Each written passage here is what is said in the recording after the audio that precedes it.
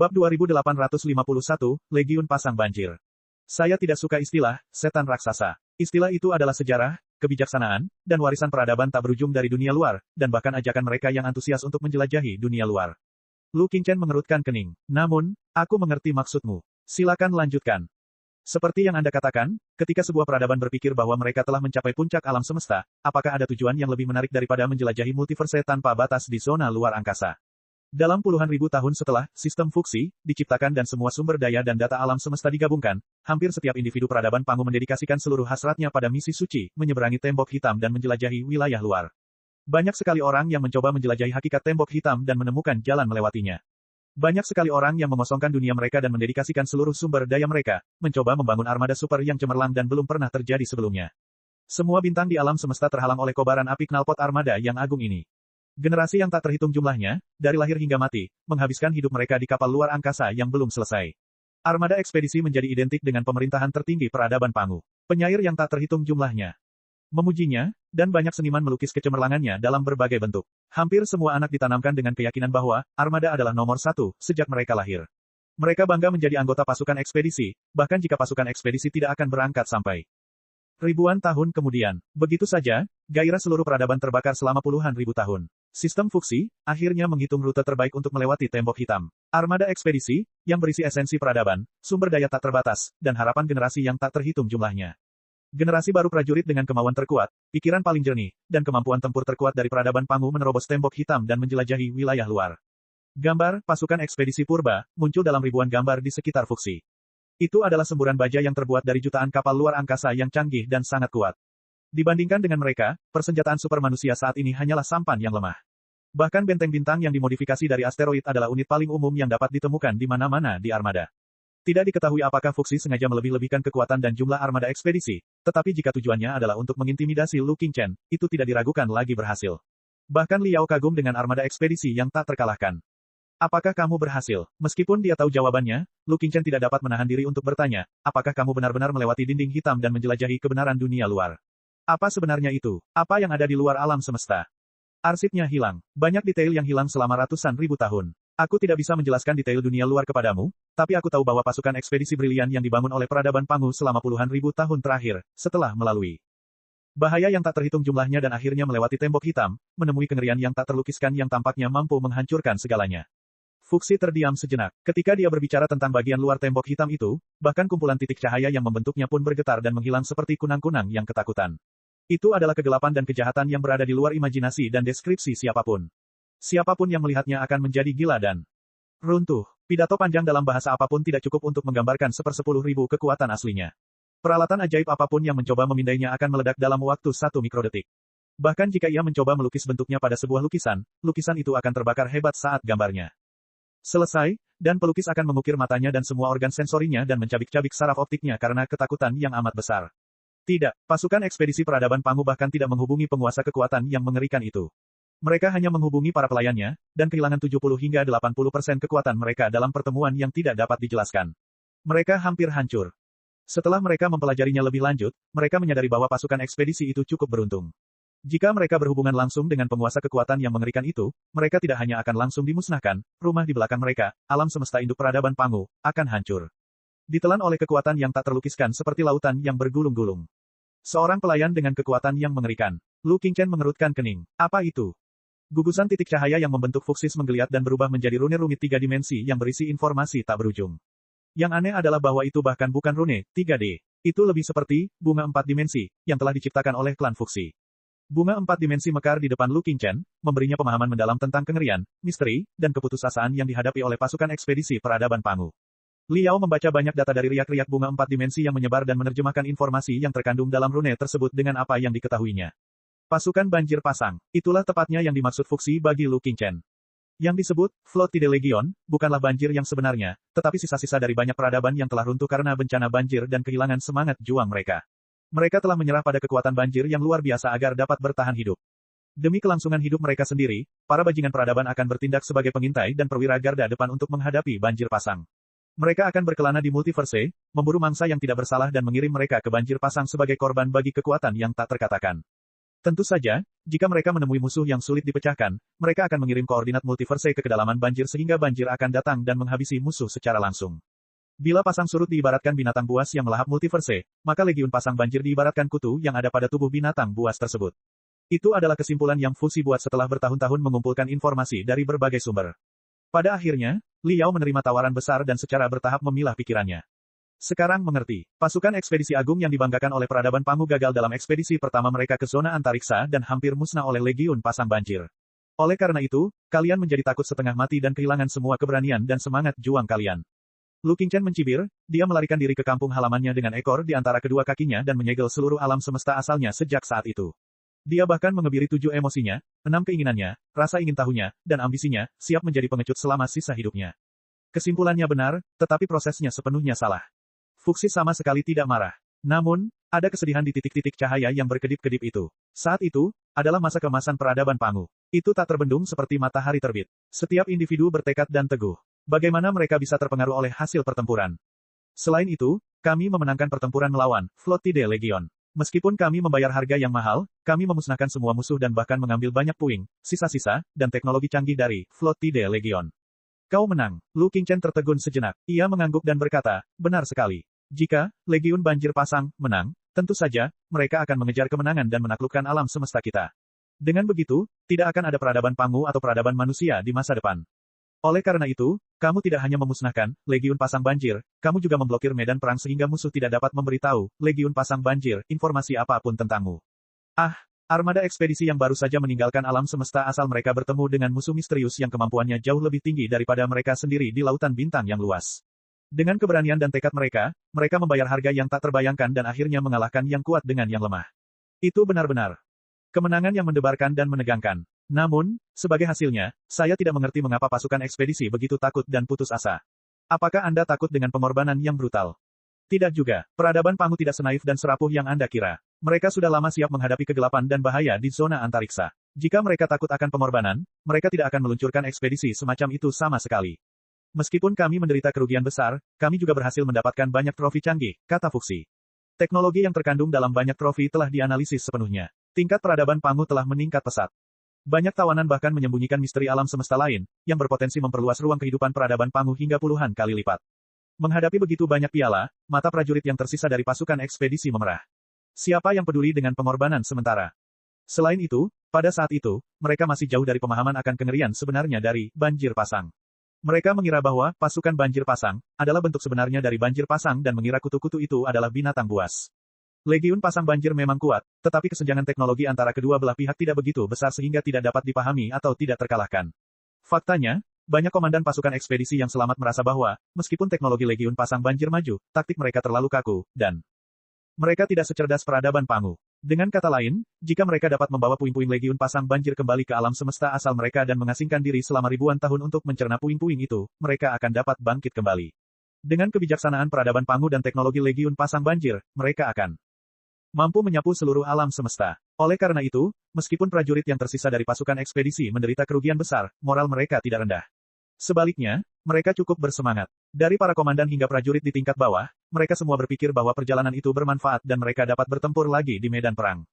Masa depan. Namun, sebuah penemuan dalam perjalanan pulang menghancurkan kepolosan, harga diri, dan harapan semua orang, membuat mereka menyadari kegelapan, kekejaman, dan kengerian multiverse dan mengubah mereka menjadi mayat hidup yang tidak memiliki emosi. Bab 2852, Pembangun Layar Hitam. Mengapa kamu begitu misterius? Lu Qingchen mencibir, aku tidak percaya mereka bisa menggertakkan gigi dalam pertempuran sengit yang menyebabkan 90% prajurit mereka tewas. Apalagi yang bisa membuat prajurit berdarah besi itu langsung pingsan. Apa sebenarnya yang mereka temukan? Sebuah pusat, atau lebih tepatnya, sebuah saklar, kata Fuxi. Sebuah saklar, Lu Qingchen bingung. Pusat kendali dan saklar. Pusat yang mengendalikan dinding hitam. Tombol untuk menyalakan dan mematikan dinding hitam secara instan, kata Fuxi. Jika demikian, itu seharusnya tidak disebut dinding hitam, tetapi wilayah hitam atau tirai hitam. Itu adalah penghalang gelap yang dapat dinyalakan dan dimatikan sesuka hati.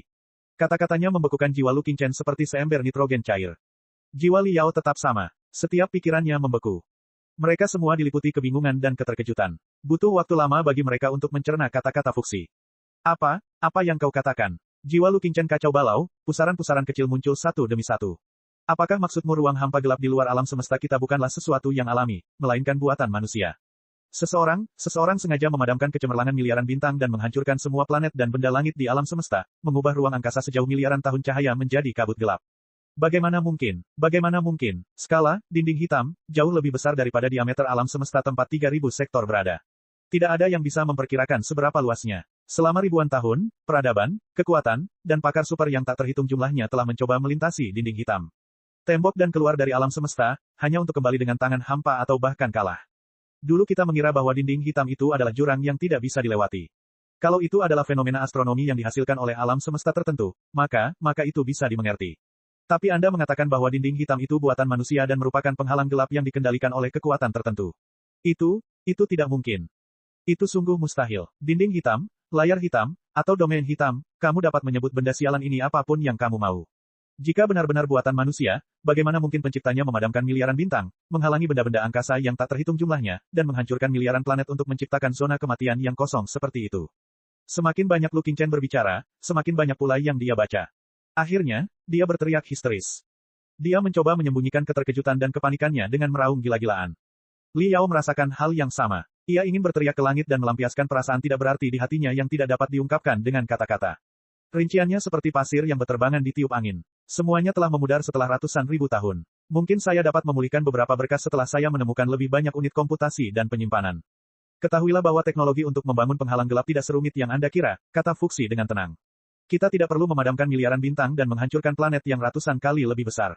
Kita hanya perlu memblokir cahaya, panas, radiasi, dan aliran partikel berenergi tinggi yang mereka kirim. Keluar dengan cara tertentu dan memblokir semua informasi dan data. Maksudnya, sistem bintang dan benda langit lain yang seharusnya berada pada koordinat tertentu, masih berada pada lintasan aslinya.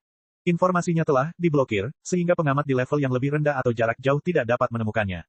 Tentu saja, Anda benar. Bahkan jika miliaran bintang tidak perlu dihancurkan, blok gelap dalam skala sebesar itu tetap membutuhkan teknologi canggih yang tak terbayangkan. Bukan hanya manusia saat ini, bahkan peradaban Pangu saat itu pun tidak dapat membayangkannya.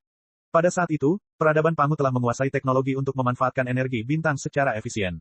Mereka dapat membangun pangkalan energi berskala besar di dekat bintang, bahkan melingkupi sebagian bintang dan membentuk kuafusfere. Mereka juga memiliki kemampuan untuk meledakkan bintang dan menghancurkan seluruh bintang. Galaksi yang dikenal sebagai panah Hawi. Namun, teknologi semacam itu bahkan lebih buruk daripada mengebor kayu untuk api, jika dibandingkan dengan teknologi pembuat layar hitam.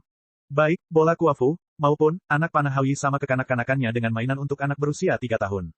Menurut perkiraan paling optimis, kesenjangan antara teknologi puncak peradaban Pangu dan teknologi si penipu setidaknya 5 juta tahun hingga tak terbatas. Dengan kata lain, dengan keberuntungan terbaik, sumber daya paling melimpah, dan semua orang bekerja sama, dibutuhkan setidaknya 5 juta tahun lagi. Juta tahun agar peradaban bisa menjadi semaju si pembuat rencana. Namun, seringkali kemajuan suatu peradaban bukanlah sesuatu yang dapat dicapai dengan akumulasi waktu. Faktanya, peradaban Pangu sudah mapan dan matang. Ia telah kehilangan periode pertumbuhan dan perkembangan terbaik. Hampir mustahil baginya untuk mencapai level arsitek. Dari tirai hitam, ini seperti seorang ahli yang mencapai tahap pondasi bangunan di masa jayanya ketika mereka berusia 120 tahun. Ini membuktikan bahwa bakat mereka hanya kalah dari tahap pondasi bangunan. Tidak peduli berapa banyak sumber daya dan petualangan yang diberikan kepada mereka, akan sulit bagi mereka untuk mencapai keilahian. Tahap transformasi dalam seluruh hidup mereka, apakah Anda mengerti apa yang saya katakan? Mengerti. Pohon muda itu tumbuh bengkok sejak kecil. Tidak peduli berapa banyak pupuk dan penyiraman yang diberikan, mustahil pohon itu tumbuh menjadi pohon yang tinggi. Lu Qingchen berusaha keras untuk berkata, menghadapi jurang yang mengerikan antara peradaban, tidak mengherankan jika para ahli teratas peradaban Pangu semuanya ketakutan. Namun, siapa sebenarnya pembangun tirai hitam itu? Mengapa mereka menghalangi cahaya bintang dan radiasi serta menciptakan penghalang hitam yang begitu luas? Sebuah peradaban prasejarah tertentu. Peradaban Pangu bukanlah kelompok makhluk cerdas pertama di alam semesta kita, kata Fuxi. Yang menyelimuti alam semesta kita. Itulah informasi yang terekam pada Inti dan Saklar. Dalam miliaran tahun sebelum era purba, masih ada makhluk cerdas yang tak terhitung jumlahnya dan peradaban kuat yang bangkit dan jatuh. Salah satu peradaban prasejarah yang paling kuat membangun penghalang gelap. Sulit dipercaya. Lu Qingchen bertanya, apakah peradaban Pangu memiliki pemahaman yang jelas tentang peradaban prasejarah? Tentu saja, jika kita memampatkan sejarah alam semesta kita menjadi 1 tahun yang pendek, peradaban Pangu hanya akan muncul pada fajar di hari terakhir dari 365 hari, dan peradaban umat manusia hanya akan muncul pada siang atau senja hari ini.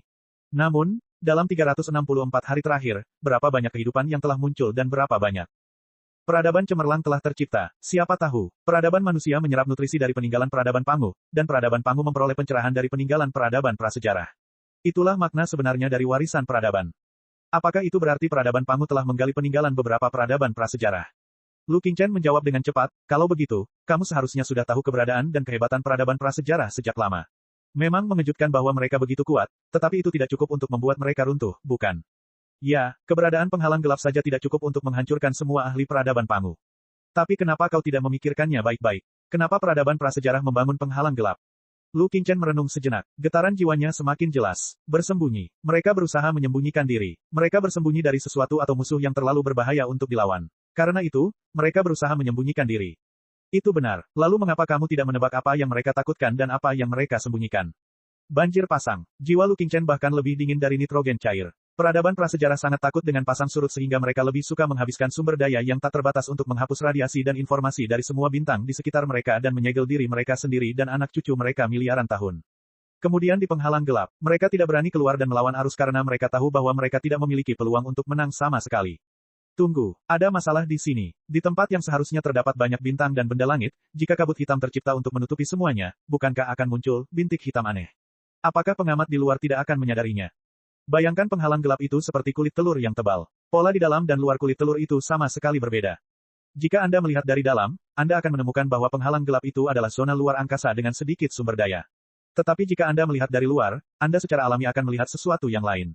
Mungkin Anda akan dapat memalsukan dunia yang tandus, membosankan, dan tidak memiliki nilai untuk eksplorasi atau perburuan, dan para pemburu akan berhenti. Berpikir untuk datang ke sini. Secara keseluruhan, penghalang gelap bukanlah titik hitam sederhana. Selain menyembunyikan dirinya sendiri, penghalang itu juga dapat memblokir dan menyaring. Di satu sisi, penghalang itu dapat memblokir peradaban yang baru lahir yang tidak mengetahui luasnya surga dan bumi di alam semesta kita untuk keluar dan bunuh diri.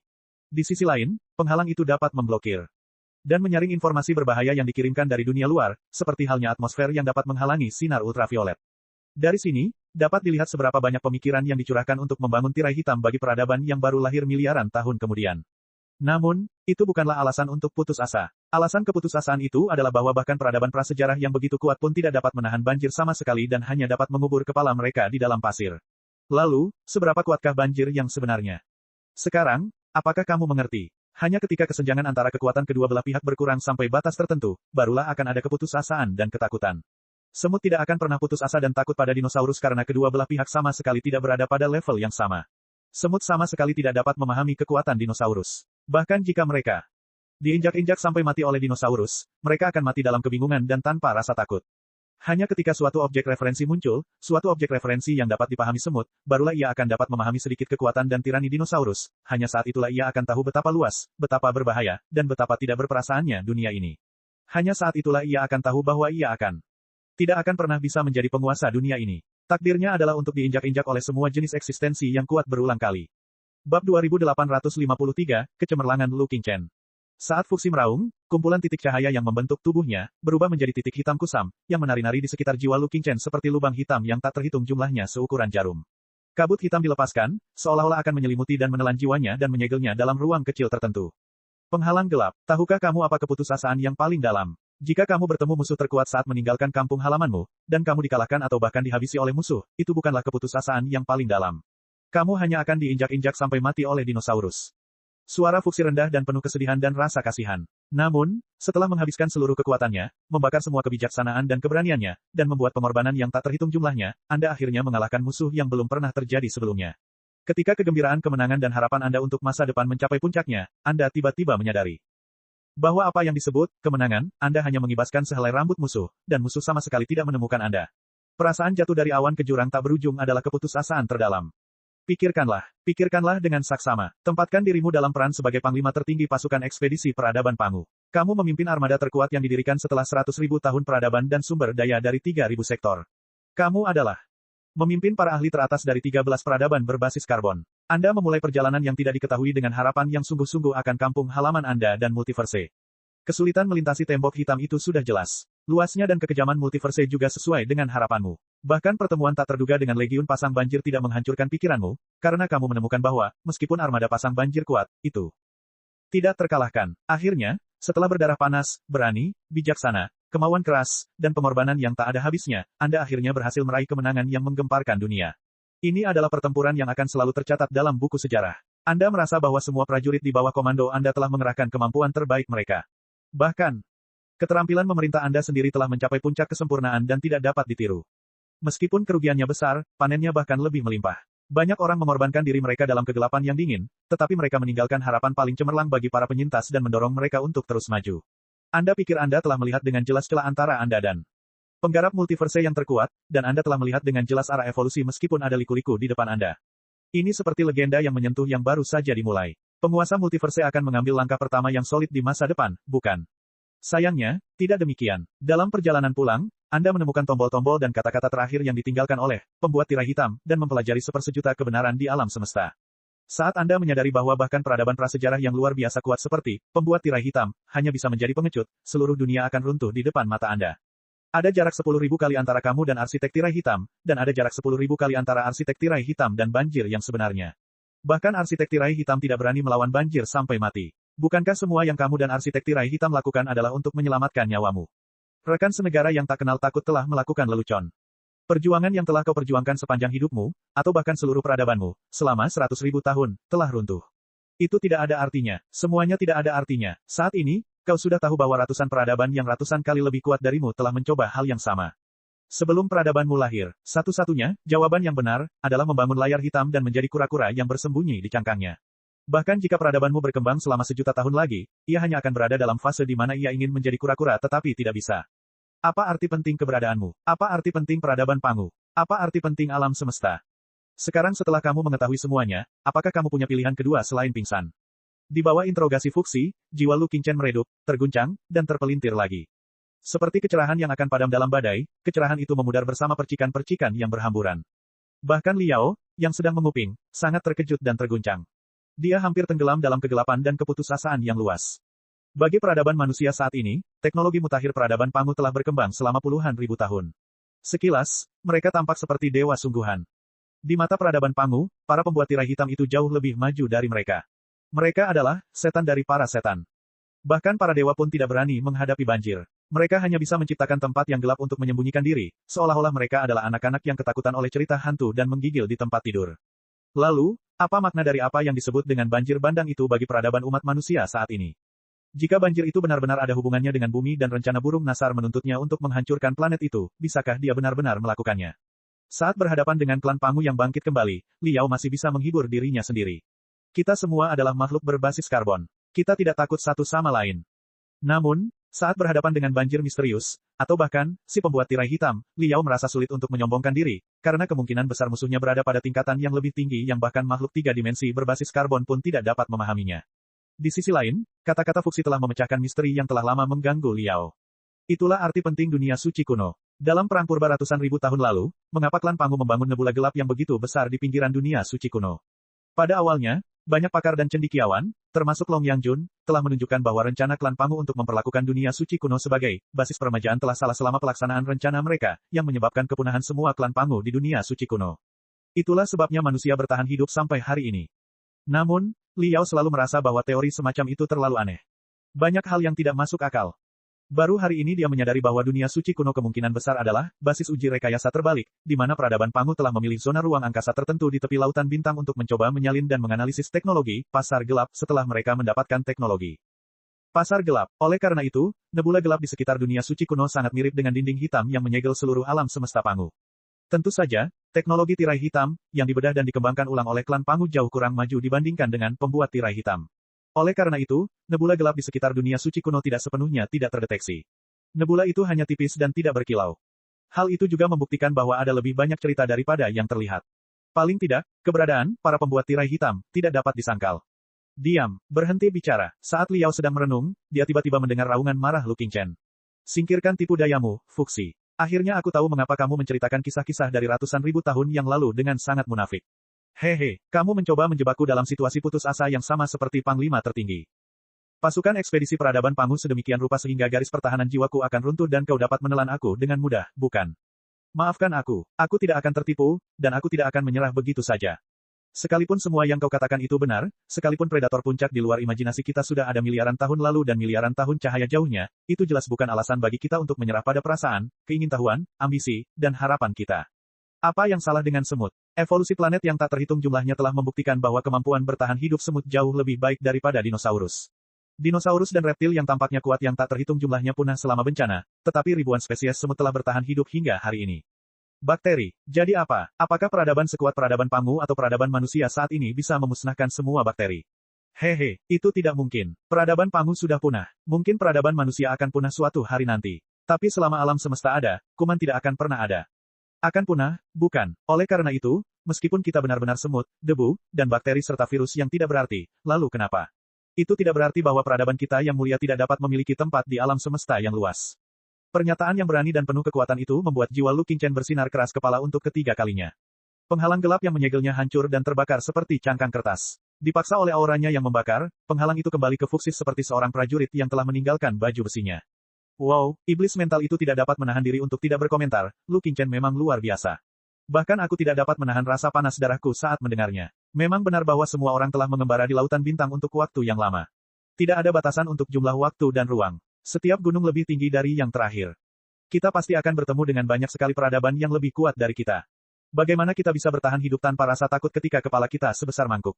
Setiap inci memiliki kelebihan dan setiap penguasa memiliki kekurangan. Kekuatan sebuah peradaban tidak dapat digeneralisasi. Siapa bilang dinosaurus lebih kuat dari semut atau bakteri? Dahulu kala, virus garis darah bukanlah bakteri, sel, spora, atau virus yang paling primitif. Virus ini masih dapat menjelajah alam semesta melalui meteorit tanpa terdeteksi oleh pasang surut. Jelas bahwa pasang surut juga memiliki keterbatasan atau celah. Jika tidak, virus ini tidak perlu memelihara banyak sekali.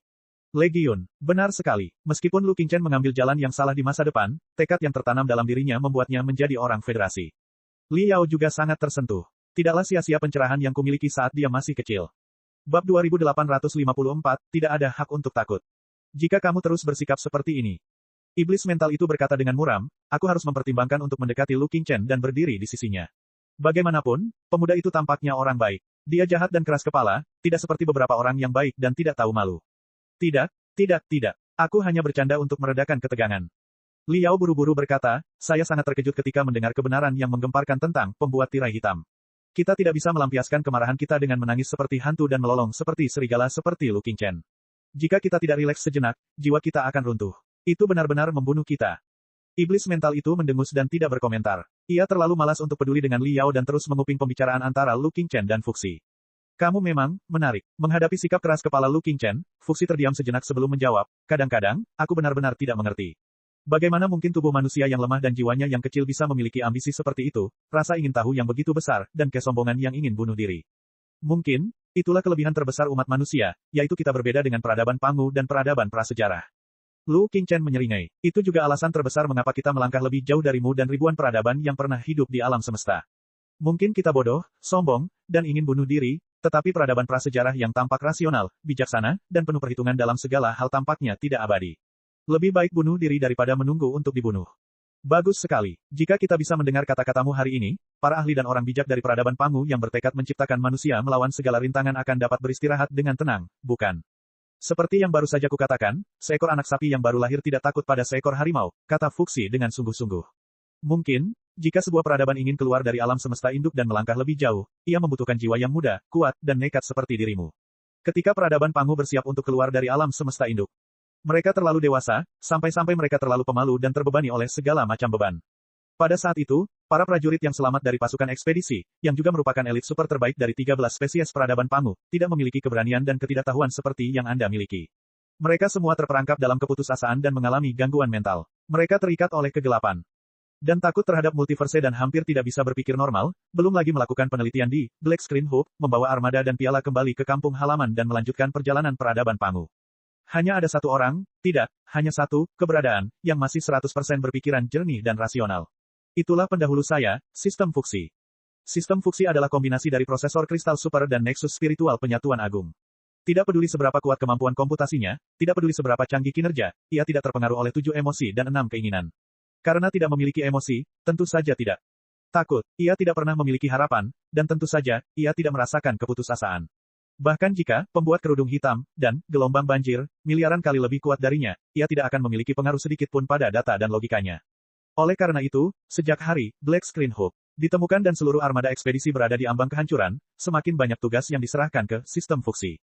Mereka makin tidak tertarik dengan kegiatan sehari-hari dan makin bergantung pada prosedur Sistem Fuxi yang sepenuhnya otomatis. Meskipun dilarang keras, banyak dari mereka diam-diam minum sampai mabuk atau menghindari penderitaan realitas dengan membuat saraf mereka mati rasa. Peradaban Pangu tidak percaya pada dewa. Meskipun ke-13 makhluk cerdas berbasis karbon semuanya memiliki dewa dan agama primitif di tahun-tahun awal mereka, ketika mereka bergegas keluar dari planet induk mereka dan menghancurkan semuanya sesuai keinginan mereka, siapa yang bersedia tunduk kepada dewa-dewa yang tidak dapat diprediksi? Namun, setelah mereka menemukan keberadaan, pembuat tirai hitam, dan pasang surut, dan menyadari ketidakberartiannya, kepercayaan terhadap kekuatan supranatural secara bertahap menyebar di antara sisa-sisa armada. Banyak orang yang mengalami gangguan mental dan kehilangan kepercayaan diri dan harapan bahkan menganggap sistem fuksi sebagai satu-satunya harapan mereka. Tidak mengerti. Sekarang aku mengerti semuanya. Kecemerlangan yang intens terpancar dari mata Lu Qingchen. Lalu, kamu mengambil kesempatan untuk menguasai pasukan ekspedisi dan menjadi dewa peradaban Pangu. Kamu mengebiri perasaan semua elit peradaban Pangu dan memanipulasi pikiran mereka dengan sengaja, membuat mereka percaya bahwa pengebirian emosi dan pengendalian pikiran adalah satu-satunya cara bertahan hidup.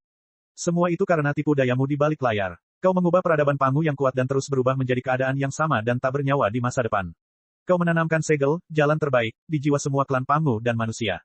Hingga hari ini, tujuan orang-orang di tempat suci aliansi adalah untuk membangunkan para dewa. Namun, mereka tidak pernah terpikir bahwa para dewa yang akan mereka bangunkan bukanlah klan Pangu, melainkan Anda, unit komputasi yang tersebar di lautan bintang, bentuk sempurna tempat kemampuan komputasi Anda mencapai puncaknya di masa lalu, dan dewa sejati. Apakah saya benar? Wow, iblis mental itu tidak dapat menahan diri untuk tidak berseru lagi. Aku semakin menyukai Lu Qingchen. Dia memang pintar.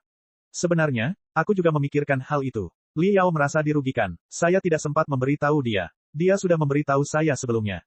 Saya tahu Anda tidak akan mempercayainya, tetapi ini tidak sesederhana yang Anda pikirkan.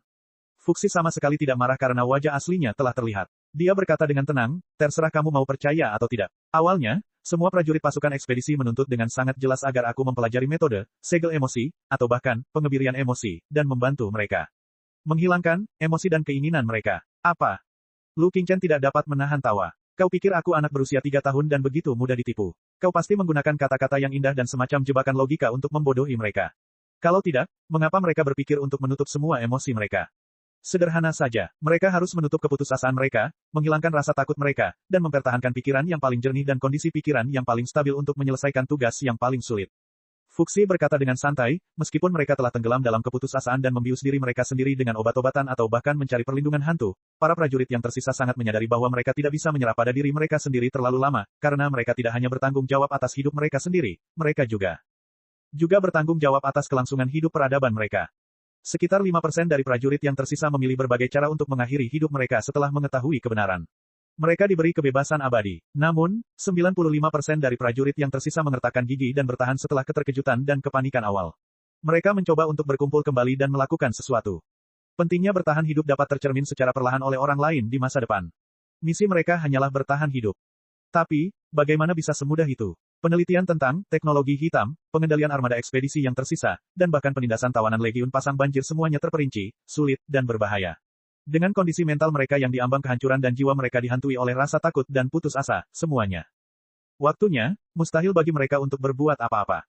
Oleh karena itu, prioritas utama kami saat ini adalah membunuh rasa takut kami, menutup keputusasaan kami, mengebiri semua emosi negatif yang mengganggu pekerjaan kami, mengubah diri kami menjadi sekrup yang benar-benar stabil di armada ekspedisi, dan membawa armada yang penuh dengan piala dan kebenaran yang mengerikan kembali ke kampung halaman kami. Tetapi itu tidak mungkin. Cahaya dan kegelapan, keadilan dan kejahatan, harapan dan keputusasaan, keberanian dan ketakutan, 7 emosi dan 6 keinginan, cinta dan benci. Semuanya saling bergantung dan tak terpisahkan. Mustahil untuk menghapus semua emosi negatif dan mempertahankan emosi positif yang positif. Para pakar dan orang bijak terkemuka dari peradaban Pangu, serta pendahulu saya, sistem Fuxi, telah mempelajarinya sejak lama dan gagal menemukan cara untuk menghapus emosi negatif secara individual meskipun ada banyak kemungkinan. Selama mereka masih memiliki emosi, mereka tidak akan pernah melupakan kekuatan, pembuat tirai hitam, dan gelombang banjir, serta ketidakberartian mereka sendiri. Bagaimana mereka akan menganalisis teknologi tirai hitam, dan menghadapi puing-puing dan tawanan, pasukan gelombang banjir, dalam kondisi pikiran seperti itu? Oleh karena itu, setelah semua kemungkinan diupayakan, jalan keluar yang tersisa hanyalah menyegel, mengebiri, dan menghapus semua pengaruh negatif, baik positif maupun negatif, baik yang penuh harapan maupun yang putus asa, baik yang berupa kecintaan mendalam kepada rumah dan keluarga, maupun rasa takut kepada musuh. Melalui operasi otak, penyumbatan saraf, dan hipnosis mendalam, Anda akan mengubah diri Anda menjadi mesin yang sesungguhnya dan menggabungkan diri Anda ke dalam logika komputasional, sistem Fuxi. Sistem Fuxi akan diperkuat ke tingkat yang lebih dalam. Dengan cara seperti itu, Anda akan mampu menghadapi tirai hitam. pembuat, dan pasang surut, dengan damai dan menyelesaikan misi yang dipercayakan seluruh peradaban kepada mereka. Sementara Fuxi berbicara, gambar-gambar berbintik sisa-sisa pasukan ekspedisi Pangu muncul di sekelilingnya. Para ahli purba dalam gambar itu memiliki berbagai macam bentuk, banyak di antaranya sangat berbeda dari makhluk cerdas dalam pemahaman manusia. Namun, entah mengapa, Li Yao dan Lu Qingchen sama-sama merasakan kerinduan dan cinta yang kuat dari mereka. Tidak ada seorang pun yang bersedia menyerahkan emosi dan rumah mereka, tetapi itulah satu-satunya cara untuk menghilangkan rasa takut dan menghalangi keputusasaan mereka. Misi mereka berada di atas segalanya. Sebagai elit yang dipilih oleh seluruh peradaban setelah 100.000 tahun, mereka tidak memiliki hak untuk goyah atau runtuh. 1. Kelemahan kedua adalah kejahatan bagi seluruh peradaban. Di dekat Black Screen Hub, semua prajurit pasukan ekspedisi Pangu memberikan suara dan mengesahkan pendahulu saya, sistem Fuxi, untuk menghilangkan emosi semua orang dan memperkuat misi suci mereka. Bab 2855, Strategi Sementara Sejuta Tahun. Jadi ini alasannya. Li Yao tidak dapat menahan diri untuk memikirkan sebuah cerita. Itu adalah sebuah kisah yang diceritakan oleh guru jangkrik pahit dari sekte Buddha kepadanya di dunia suci kuno. Sebelum kebijaksanaan dunia suci kuno terbentuk, saat guru jangkrik pahit bepergian, ia kerap menceritakan kisah-kisah sederhana dan mudah dipahami kepada masyarakat umum untuk mencerahkan mereka. Master Bitter Cicada memberitahu Li Yao bahwa dahulu kala, di era penuh kekacauan, saat umat manusia berada di puncak kejayaannya, bahkan kekaisaran Yungin belum berdiri, hiduplah seorang bangsawan yang sangat pemalu. Bangsawan itu sangat pemalu sehingga dia menggigil di bawah meja ketika mendengar guntur di langit. Di era kacau yang terkenal karena keberaniannya, dia tentu saja menjadi bahan tertawaan di antara para bangsawan.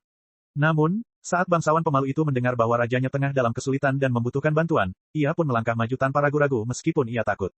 Keluarganya berusaha menghentikannya. Mereka mengatakan bahwa dia bahkan tidak bisa memegang pedang atau golok. Dia bahkan tidak bisa berdiri di atas tank. Bagaimana dia bisa berperang? Bangsawan lain pun menertawakannya. Karena pengecut, ia akan lumpuh saat mendengar suara genderang dua pasukan di medan perang, dan ia akan diminta untuk diselamatkan. Mengapa ia berpura-pura? Sebaliknya, sang bangsawan menjawab dengan sungguh-sungguh, sudah menjadi sifat saya untuk menjadi penakut. Itu urusan saya sendiri. Namun, menyelamatkan raja adalah masalah kepentingan nasional dan kepentingan umum. Bagaimana mungkin saya mengabaikan tugas saya demi keuntungan pribadi? Akibatnya, bangsawan pemalu itu tidak mendengarkan bujukan keluarganya dan bangsawan lainnya dan bersikeras untuk bertarung. Akibatnya, ia kehilangan keseimbangan dan jatuh dari tank. Ia ketakutan setengah mati. Saat itu, Master Kuchan, Li Yao, dan 10 orang suci kuno teratas sedang membicarakan latar belakang cerita. Mereka berdiskusi apakah mereka harus membantu Federasi Star Glory atau tidak dan apakah mereka dapat bersaing dengan armada angin hitam bahkan jika mereka bergabung dalam perang yang kacau. Akhir ceritanya tidak begitu memuaskan. Sepertinya tidak ada hubungannya dengan keberanian yang biasa. Bahkan Li Yao tidak dapat memahami tokoh utama cerita pada saat itu. Apakah bangsawan yang pemalu itu pemberani atau penakut? Apakah dia pantas mati di medan perang? Tetapi sekarang, setelah mendengar pilihan dari penggarap terkuat peradaban Pangu ratusan ribu tahun yang lalu, dia tiba-tiba mengerti mengapa pilihan seperti itu tidak dapat dibuat untuk keuntungan pribadi. Sebagai individu, mereka punya banyak alasan untuk merasa tersesat, takut, putus asa, frustrasi, dan bahkan hancur secara mental ketika berhadapan dengan kekuatan yang miliaran kali lebih kuat. Namun, selain identitas pribadi mereka, mereka juga merupakan panglima tertinggi, dan prajurit elit dari pasukan ekspedisi Pangu. Mereka harus melindungi penghalang paling kokoh dari seluruh peradaban, pedang paling tajam yang telah disempurnakan oleh peradaban Pangu selama berabad-abad. Ratusan ribu tahun terakhir, dan satu-satunya harapan bagi miliaran rekan senegaranya. Tidak ada ruang untuk kebingungan, tidak ada alasan untuk takut, dan tidak ada hak untuk putus asa. Bahkan jika dia menghapus rasa cintanya yang mendalam kepada keluarganya, bahkan jika dia memblokir perasaannya tentang kecantikan, bahkan jika dia mengebiri perasaan dan harapannya, bahkan jika dia bermutasi dari manusia dengan daging dan darah menjadi alat yang kejam, acuh tak acuh, dan mekanis untuk melaksanakan perintah, mereka semua memiliki misi yang harus mereka selesaikan. Harus diselesaikan. Mereka semua harus terus berjuang. Sekalipun musuhnya licik atau suka menghasut, mereka harus mengertakkan gigi dan bertahan. Roh macam apa ini? Li Yao sangat tersentuh. Setiap peradaban yang mampu keluar dari alam semesta induk ditakdirkan untuk menjadi besar, mulia, dan bermartabat. Peradaban seperti itu tidak akan pernah kekurangan pahlawan dan pejuang yang bersedia mengorbankan segalanya untuknya. Jangan tertipu. Pastikan Anda tidak melewatkan apapun.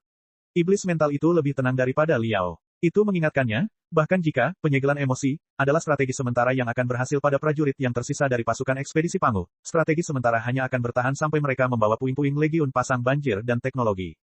Korupsi kembali ke kampung halaman mereka. Lalu, itu akan dihentikan, bukan? Namun kemudian, hal itu tidak berhenti, bahkan meluas. Dari para elit yang pernah ke Outland, semua individu dalam peradaban itu dirampas emosinya dan dikebiri. Jelas bahwa Fuxi pasti menyimpan banyak detail untuk dirinya sendiri, dan detail tersebut adalah bagian dari rencananya. Perhatikan detailnya dan jangan percaya semuanya. Tidak mengerti. Li Yao menjawab, kita belum terburu-buru untuk mencari tahu.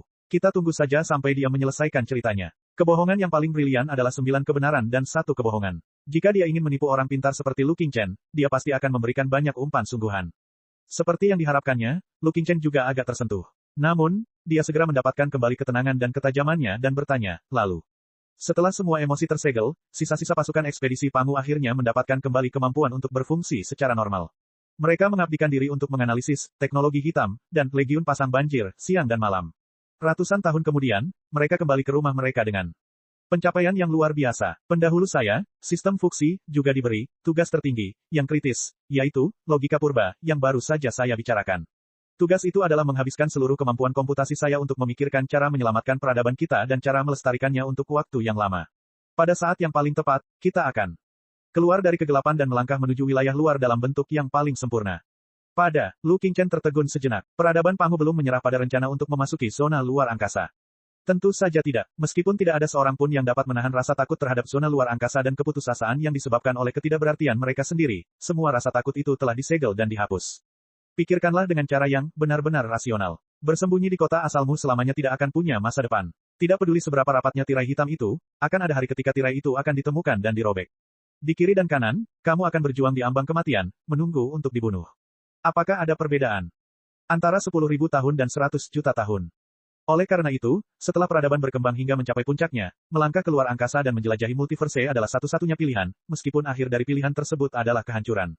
Satu-satunya masalahnya adalah waktu yang tepat dan bentuk yang sempurna. Kita harus memilih waktu yang paling tepat, sebaiknya saat Flottide dan Flottide Legion berada jauh dari alam semesta yang diselimuti kegelapan. Peradaban kita juga harus dikembangkan semaksimal mungkin, sehingga semua sumber daya dan informasi di dalam kegelapan dapat digabungkan dan dimanfaatkan secara maksimal. Saat itu, kita tidak akan mampu mengeluarkan setetes energi pun. Saat kita bergegas keluar, peluang kita untuk bertahan hidup akan menjadi yang tertinggi. Mengikuti dua jalur itu, aku mulai berpikir lama tentang keselamatan akhir. Bersama dengan prajurit yang tersisa dari pasukan ekspedisi, kami melakukan bedah sosial pada peradaban Pangu dan secara bertahap menyegel banyak teknologi yang tidak perlu dan emosi manusia. Hehe, ekor rubah akhirnya keluar. Lu Qingchen mencibir, bahkan jika apa yang kamu katakan tadi masuk akal dan prajurit yang tersisa dari pasukan ekspedisi Pangu harus menyegel emosi mereka untuk menghilangkan rasa takut dan menyelesaikan misi, mengapa mereka harus menyegel perasaan semua warga? Anda tidak mengetahui bentuk sosial peradaban Pangu dan kebutuhan spiritual masyarakatnya. Ini adalah hasil perhitungan yang tepat dari sistem Fuxi. Fuxi menjelaskan, setelah ratusan ribu tahun berkembang, peradaban Pangu telah mencapai puncak kesempurnaan. Warga negara tidak lagi seperti manusia yang dapat diganggu oleh kebutuhan sehari-hari dan tertarik oleh hiburan. Tidak, hal-hal tingkat rendah seperti itu jauh dari cukup untuk memuaskan warga biasa peradaban Pangu. Selama 100.000 tahun, peradaban Pangu ada untuk tujuan, mendorong ke multiverse. Semua warga menyingkirkan kepentingan vulgar dan merenungkan pertanyaan filosofis seperti, perkembangan peradaban, kebenaran alam semesta, dan makna keberadaan. Pasukan ekspedisi adalah satu-satunya harapan mereka, satu-satunya kesenangan mereka, dan satu-satunya jawaban mereka. Semua orang berharap pasukan ekspedisi akan membawa kembali berita tentang multiverse dan memberitahu mereka cara meningkatkan peradaban mereka. Jika pasukan ekspedisi membawa kembali berita buruk seperti itu pada saat itu, semua individu dalam peradaban akan runtuh. Paling tidak, mereka akan merasa patah semangat dan bosan. Nasib kita begitu sulit sehingga kita perlu setiap individu untuk melakukan pekerjaan mereka dengan patuh dan mengabdikan diri sepenuh hati. Hanya dengan membakar selama 100.000 tahun atau bahkan sejuta tahun kita dapat melihat peluang kecil untuk bertahan hidup. Setelah puluhan tahun melakukan perhitungan yang cermat dan deduksi logis oleh sistem Fuxi, dalam perjalanan pulang, saya menemukan bahwa, begitu kebenaran diberitahukan kepada orang-orang yang tidak siap, seluruh peradaban Pangu kemungkinan akan runtuh. Dalam keputusasaan, orang-orang bersedia melakukan apa saja. Kelaparan, kerusuhan, perang saudara, darah, kekerasan, saling menghancurkan. Di masa depan yang paling optimis, orang-orang akan kehilangan keberanian untuk melangkah ke multiverse karena ketakutan dan keputusasaan. Mereka akan kembali menikmati kesenangan-kesenangan vulgar seperti seks, hiburan, dan hiburan. Mereka akan hidup dalam ketidaktahuan selama jutaan tahun dan akhirnya mati tanpa sebab. Mereka akan lenyap tanpa jejak, seperti halnya peradaban yang tak terhitung jumlahnya yang muncul antara pembuat tirai hitam dan peradaban Pangu. Masa depan seperti itu bertentangan dengan metalogika saya. Demi keselamatan hakiki, saya tidak akan membiarkan masa depan seperti itu terjadi. Oleh karena itu, saya membangunkan beberapa komandan pasukan ekspedisi yang sedang berhibernasi dan menunjukkan kepada mereka banyak masa depan yang saya simpulkan. Perang saudara, keruntuhan, dan kematian dini. Saya menunjukkan kepada mereka bahwa, menyegel emosi, adalah satu-satunya cara untuk menjaga seluruh peradaban tetap berfungsi secara efisien sehingga setiap orang dapat terus bekerja keras dan berkontribusi secara diam-diam dengan mengorbankan 100 atau bahkan 1000 generasi untuk menyelamatkan seluruh peradaban. Tidak, saat itu, saya tidak ingin mengebiri emosi setiap individu dalam peradaban selamanya. Itu masih strategi sementara, kecuali skala sementara diperluas menjadi ratusan ribu tahun atau bahkan jutaan tahun. Setelah jutaan tahun, ketika banjir surut dan peradaban kita memperoleh kemampuan untuk melakukan perjalanan di multiverse, wajar saja jika emosi yang tersegel di dalam peradaban kita dilepaskan sedikit demi sedikit. Bab 2856, Peradaban dimulai kembali, Nuwa menciptakan manusia. Sejuta tahun kepunahan emosional, Lu Qingchen berteriak, maksudmu, sementara. Sebuah bintang dapat hidup selama miliaran tahun. Bahkan kehidupan bersel tunggal akan membutuhkan miliaran tahun untuk berevolusi menjadi kehidupan bersel banyak. Dibandingkan dengan naik turunnya peradaban di alam semesta, jutaan tahun memang merupakan waktu yang singkat. Menurut saya, sejuta tahun dan sedetik tidak jauh berbeda. Hehe, Lu Qingchen berkata, intinya, kamu bukanlah manusia. Manusia tidak berpikir seperti ini. Pada awalnya, aku bukanlah manusia. Anda baru saja bertanya apakah saya adalah kecerdasan buatan yang kuat. Jika yang Anda maksud adalah bentuk kehidupan mekanis yang cerdas seperti manusia, maka saya memang bukan salah satunya. Konsepnya terlalu sempit untuk menjelaskan 1/10.000 dari keberadaan saya yang sebenarnya. Tetapi para ahli peradaban Pangu seharusnya manusia, bukan? Lu Qingchen bertanya, apakah mereka setuju dengan rencanamu, atau kamu menipu dan memaksa mereka? Saya tidak berbohong kepada mereka, dan saya juga tidak memaksa mereka.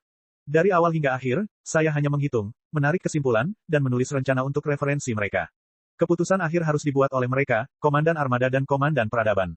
Namun, semua rencana dan rencanaku telah diperhitungkan dan disimpulkan dengan cara yang paling rasional. Karena mereka telah menyegel emosi dan pikiran mereka dengan cara yang paling rasional tanpa campur tangan apapun, mengapa mereka tidak setuju dengan rencanaku? Itu benar, aku terlalu bodoh untuk menanyakan pertanyaan konyol seperti itu. Para ahli peradaban Pangu telah mengebiri diri mereka sendiri dan bermutasi menjadi mesin berhati dingin seperti dirimu. Tentu saja, mereka tidak akan keberatan. Malah, mereka akan berpikir bahwa keadaan tanpa emosi tidaklah buruk dan harus dipromosikan. Dalam skala besar, Lu Qingchen mencibir, tapi bagaimana dengan orang-orang yang tinggal di rumah mereka? Apakah mereka bersedia meninggalkan emosi dan kesadaran diri mereka dan mengubah diri mereka menjadi mesin selama sejuta tahun? Fuxi terdiam cukup lama. Kemudian dia berkata, pada awal kepulangan kami, tidak perlu memberitahu semua kebenaran kepada publik, terutama keberadaan pembuat tirai hitam, dan banjir pasang. Itu semua adalah rahasia besar. Memberitahu mereka terlebih dahulu hanya akan menyebabkan depresi, runtuhnya ketertiban, dan kekacauan sosial. Kekacauan, sisa-sisa pasukan ekspedisi mengatakan sebagian kebenaran dan menawarkan beberapa piala untuk meningkatkan moral semua orang. Kemudian, mereka mengorganisir ekspedisi kedua dengan dalih mengumpulkan kekuatan dan sumber daya. Dalam 1000 tahun berikutnya, rencana penyegelan emosional, secara bertahap dipromosikan, dan tentu saja semuanya berjalan baik. Kedengarannya bagus, iya. Lu Qingchen berkata, tidak adakah yang menemukan atau menolak? Apa yang akan kamu lakukan jika ada yang menemukan dan menolak? File tidak mencukupi, jawab Fuxi. Tidak dapat menjawab. Apakah karena informasinya tidak cukup, atau karena informasinya terlalu kejam? Apakah karena Anda tidak bisa menjawab, atau karena Anda tidak mau menjawab? Senyum Lu Qingchen semakin lebar. Sungguh ironis jika dipikir-pikir. Para ahli teratas dari pasukan ekspedisi menyegel emosi mereka dan membekukan keinginan mereka untuk melindungi peradaban mereka dan melanjutkan harapan mereka. Mereka pikir itu hanya strategi sementara. Namun setelah penyegelan dan membeku, pikiran mereka juga berubah. Mereka menjadi kejam, tak terkendali, dan semakin dalam. Warga yang menanti-nantikan kepulangan para pahlawan yang datang, dengan penuh kemenangan ke kampung halaman mereka tidak tahu bahwa yang kembali bukan sekadar segerombolan pahlawan dari pertempuran berdarah, melainkan juga armada setan yang wajahnya telah berubah tak dapat dikenali lagi. Tahukah kamu, di kampung halamanku, ada pepatah yang mengatakan bahwa ruang gelap tak terbatas adalah racun paling mematikan yang dapat merusak pahlawan manapun hingga tak dapat dikenali dan mengubah seorang kultivator menjadi kultivator abadi dalam 1 detik. Intinya, moralitas, ketertiban, dan aturan sosial di darat sama sekali berbeda dengan moralitas, ketertiban, dan aturan sosial dalam peradaban kapal antariksa. Moralitas dan ketertiban di kapal antariksa yang jumlahnya banyak dan memiliki sumber daya yang melimpah berbeda dengan moralitas, ketertiban, dan aturan sosial di peradaban kapal antariksa yang jumlahnya banyak dan memiliki sumber daya yang melimpah. Aturan yang benar-benar tak terkendali saat sebuah kapal luar angkasa tunggal mengapung ke kedalaman lautan bintang. Saat seseorang mengapung dalam kegelapan selama puluhan tahun di kapal luar angkasa yang penuh lubang dan kehabisan sumber daya, harus memakan daging dan darah rekan-rekannya, dan menjumpai berbagai fenomena aneh di luar angkasa, sekalipun dia orang hebat, hatinya akan terpelintir parah, dan dia akan menjadi iblis yang tidak terampuni. Tampaknya sisa-sisa pasukan ekspedisi klan Pangu telah sangat rusak dan bermutasi menjadi sesuatu tidak manusiawi selama ratusan tahun ekspedisi mereka. Mereka adalah elit dan yang terkuat dari peradaban Pangu sejak awal. Mereka mengumpulkan sumber daya terbaik dari seluruh peradaban dan menyembunyikan teknologi, pembuat tirai hitam, dan pasukan pasang surut secara rahasia. Sangat mudah bagi mereka untuk merebut kekuasaan tertinggi di tanah air mereka. Dan membangun kediktatoran mereka sendiri. Setelah kediktatoran terbentuk, tidak akan ada halangan dalam rencana mereka untuk menyegel emosi mereka dalam skala besar. Apakah ini sebabnya peradaban Pangu berakhir seperti ini? Sungguh, tragis. Anda tidak setuju dengan metode seperti itu. Tidak, tidak. Memang benar aku tidak setuju dengan niat awalmu, tapi aku setuju dengan metodemu. Lu Qingchen terkekeh. Evolusi tidak pernah merupakan proses selangkah demi selangkah. Bahkan lebih mustahil lagi evolusi diputuskan oleh mayoritas orang bodoh dan biasa-biasa saja. Evolusi itu mengasyikkan, evolusi adalah lompatan, dan evolusi adalah risiko yang sembrono. Itu hanya dapat diputuskan oleh para elit di puncak suatu negara. Peradaban, sangat bagus. Karena Anda setuju dengan hal itu, saya yakin Anda tidak akan keberatan dengan rencana memulai kembali peradaban. Sebuah ribut. Lu Qingchen sangat tertarik. Apa itu? Apakah kamu ingat apa yang kukatakan di awal? Anak pohon kecil, peradaban Pangu tumbuh bengkok sejak awal dan kehilangan periode perkembangan terbaik. Ketika kita meninggalkan alam semesta induk, alam semesta itu sudah terlalu matang. Meskipun kita memiliki teknologi, pembuat tirai hitam, dan legiun pasang surut, masih sulit bagi peradaban kita untuk mengalami perubahan kualitatif dan membuat lompatan maju. Itu seperti buku yang telah diolesi noda dan tidak dapat lagi mencatat informasi yang berharga. Lebih mudah untuk mengecat buku baru. Sebaliknya, peradaban yang bentuk-bentuk individualnya, cara berpikirnya, tatanan sosialnya, dan urutan-urutan teknologinya telah kokoh, telah mencapai puncak siklus hidupnya. Sangat sulit bagi mereka untuk menyingkirkan pola, lahir, mati, sakit, dan mati.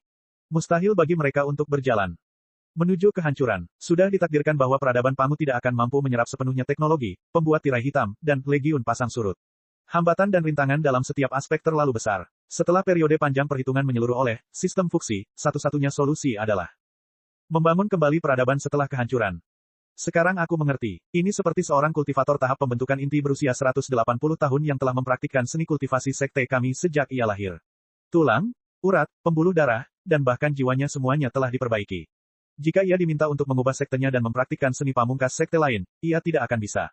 Mampu meningkatkan kemampuannya tidak peduli seberapa hebat tekniknya. Dia bahkan mungkin mengalami gangguan mental karena konflik tersebut. Lu Qingchen berkata, jika kultivator tahap pembentukan inti melahirkan seorang putra dan membiarkan anaknya yang kosong mewarisi pengalamannya dan berlatih seni kultivasi baru, maka akan mungkin baginya untuk menguasai teknik dan naik ke tingkat yang lebih tinggi. Lalu, apa sebenarnya yang akan kamu lakukan? Lebih khusus lagi, prioritas utama saat ini adalah menciptakan pembawa baru bagi individu-individu peradaban Pangu.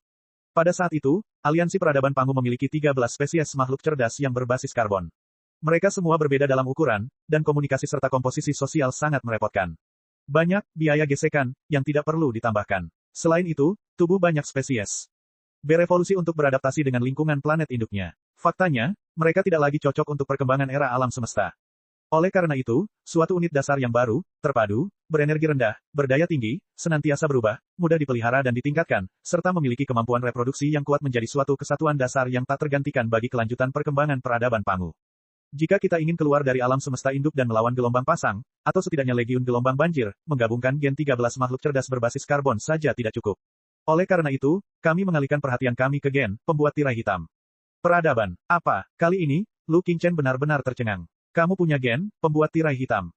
Mungkin itu gen, mungkin itu hal lain. Apapun itu, si penipu meninggalkan banyak pengetahuan di pivot.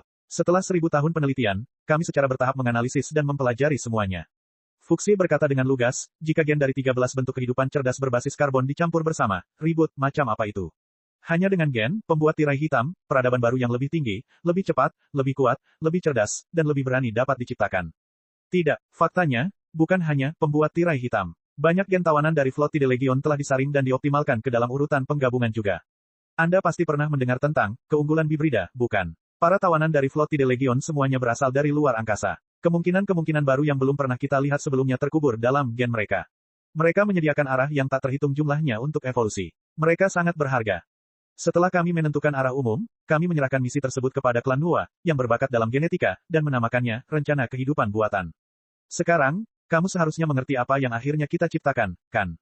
Ya, generasi pembawa gen berikutnya yang telah menyatu dengan gen para, pembuat tirai hitam, para tawanan legiun pasang banjir, dan 13 makhluk cerdas berbasis karbon asli adalah kalian, manusia.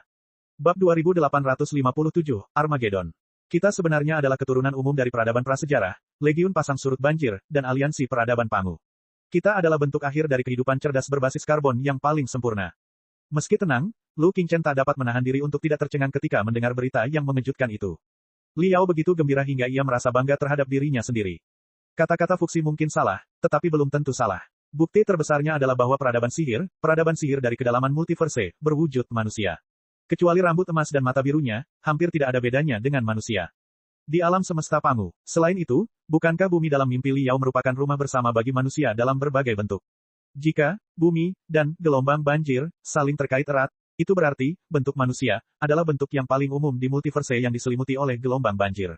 Secara umum, bentuk yang paling umum dalam perjalanan evolusi adalah bentuk yang terkuat. Yang terkuatlah yang bertahan hidup. Mereka yang tidak cukup kuat akan tersingkir.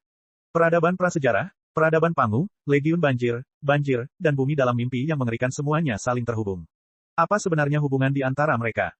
Li Yao merenung. Tidak, kau berbohong padaku. Setelah beberapa saat kegembiraan, Lu Qingchen juga mendapatkan kembali ketenangannya. Dia berkata dengan sungguh-sungguh, jika manusia benar-benar pembawa generasi peradaban baru yang telah kamu harapkan, mengapa kamu menganggap manusia sebagai alat dan bahkan menanam penghalang kebencian seperti 3 hukum dasar kebaikan dalam jiwa manusia? Tidak bisakah kamu memahami logika sederhana seperti itu? Karena melibatkan banyak rintangan etika. Tidak semua individu peradaban Pangu bersedia meninggalkan wujud asli mereka selamanya. Di mata banyak orang, meninggalkan wujud mereka sama saja dengan meninggalkan peradaban mereka sendiri. Jika gen peradaban prasejarah dan peradaban Pangu digabungkan, apakah keturunannya dapat dianggap sebagai klan Pangu yang asli? Belum lagi gen para tawanan Legiun Pasang Banjir telah dirusak oleh cakar dan gigi Pasang Banjir. Bisakah, bajingan, buatan manusia seperti itu benar-benar meneruskan tradisi besar peradaban Pangu alih-alih memelihara para penggali kubur peradaban Pangu? Anda lihat, pertanyaan-pertanyaan seperti itu hampir mustahil untuk dijawab. Jika kita menyatakan dari awal bahwa kita sedang menciptakan bentuk kehidupan berbasis karbon baru karena bentuk kehidupan setiap orang terlalu terbelakang dan harus dihilangkan, menurut Anda berapa banyak orang yang akan mendukung dan menolak? Jika diumumkan ke publik seperti itu, perang saudara peradaban Pangu akan pecah ratusan ribu tahun sebelumnya. Dengan baik, Lu Qingchen tertegun sejenak. Itu benar. Tepat sekali. Bukankah kamu juga mengalami hal yang sama? Sepertinya Anda tiba-tiba memberitahu rekan senegara Anda bahwa bentuk tubuh kita yang terbuat dari daging dan darah terlalu terbelakang. Demi lompatan peradaban kita harus berubah ke bentuk baru, dunia virtual, jaringan spiritual super, dan boneka logam. Meskipun Anda bermaksud baik, berapa banyak rekan senegara yang akan menerimanya? Mereka akan tetap menganggapmu sebagai iblis dan mengusirmu. Rencana besarmu juga akan hancur. Memang, masa itu buta. Mustahil bagi mereka menerima perubahan yang radikal seperti itu. Ada pula yang disebut pakar, yang penakut, munafik, dan berpihak kepada yang lemah. Mereka meneriakkan slogan-slogan yang mendidihkan darah dan kekanak-kanakan seperti anak SMA. Mereka tak segan-segan menghalangi kemajuan peradaban. Lu Qingchen menggertakkan giginya. Tiba-tiba dia tersadar dan menatap cahaya fuksis dengan waspada. Dia mencibir, tunggu. Kamu bilang kamu tidak tertarik dengan rahasiaku, tetapi sebenarnya, kamu mengumpulkan banyak informasi tentang aku dan Federasi Star Glory tanpa membuat siapapun khawatir. Kamu bahkan tahu sebagian besar alasan mengapa aku dibuang. Haruskah aku memuji kemampuanmu mengumpulkan informasi? Saya hanya ingin Anda memahami pentingnya, rencana manufaktur. Fuxi mengganti topik. Tidak mungkin Anda akan membuat banyak boneka logam untuk menggantikan daging dan darah manusia dengan alasan, merilis versi dan memulai kembali peradaban.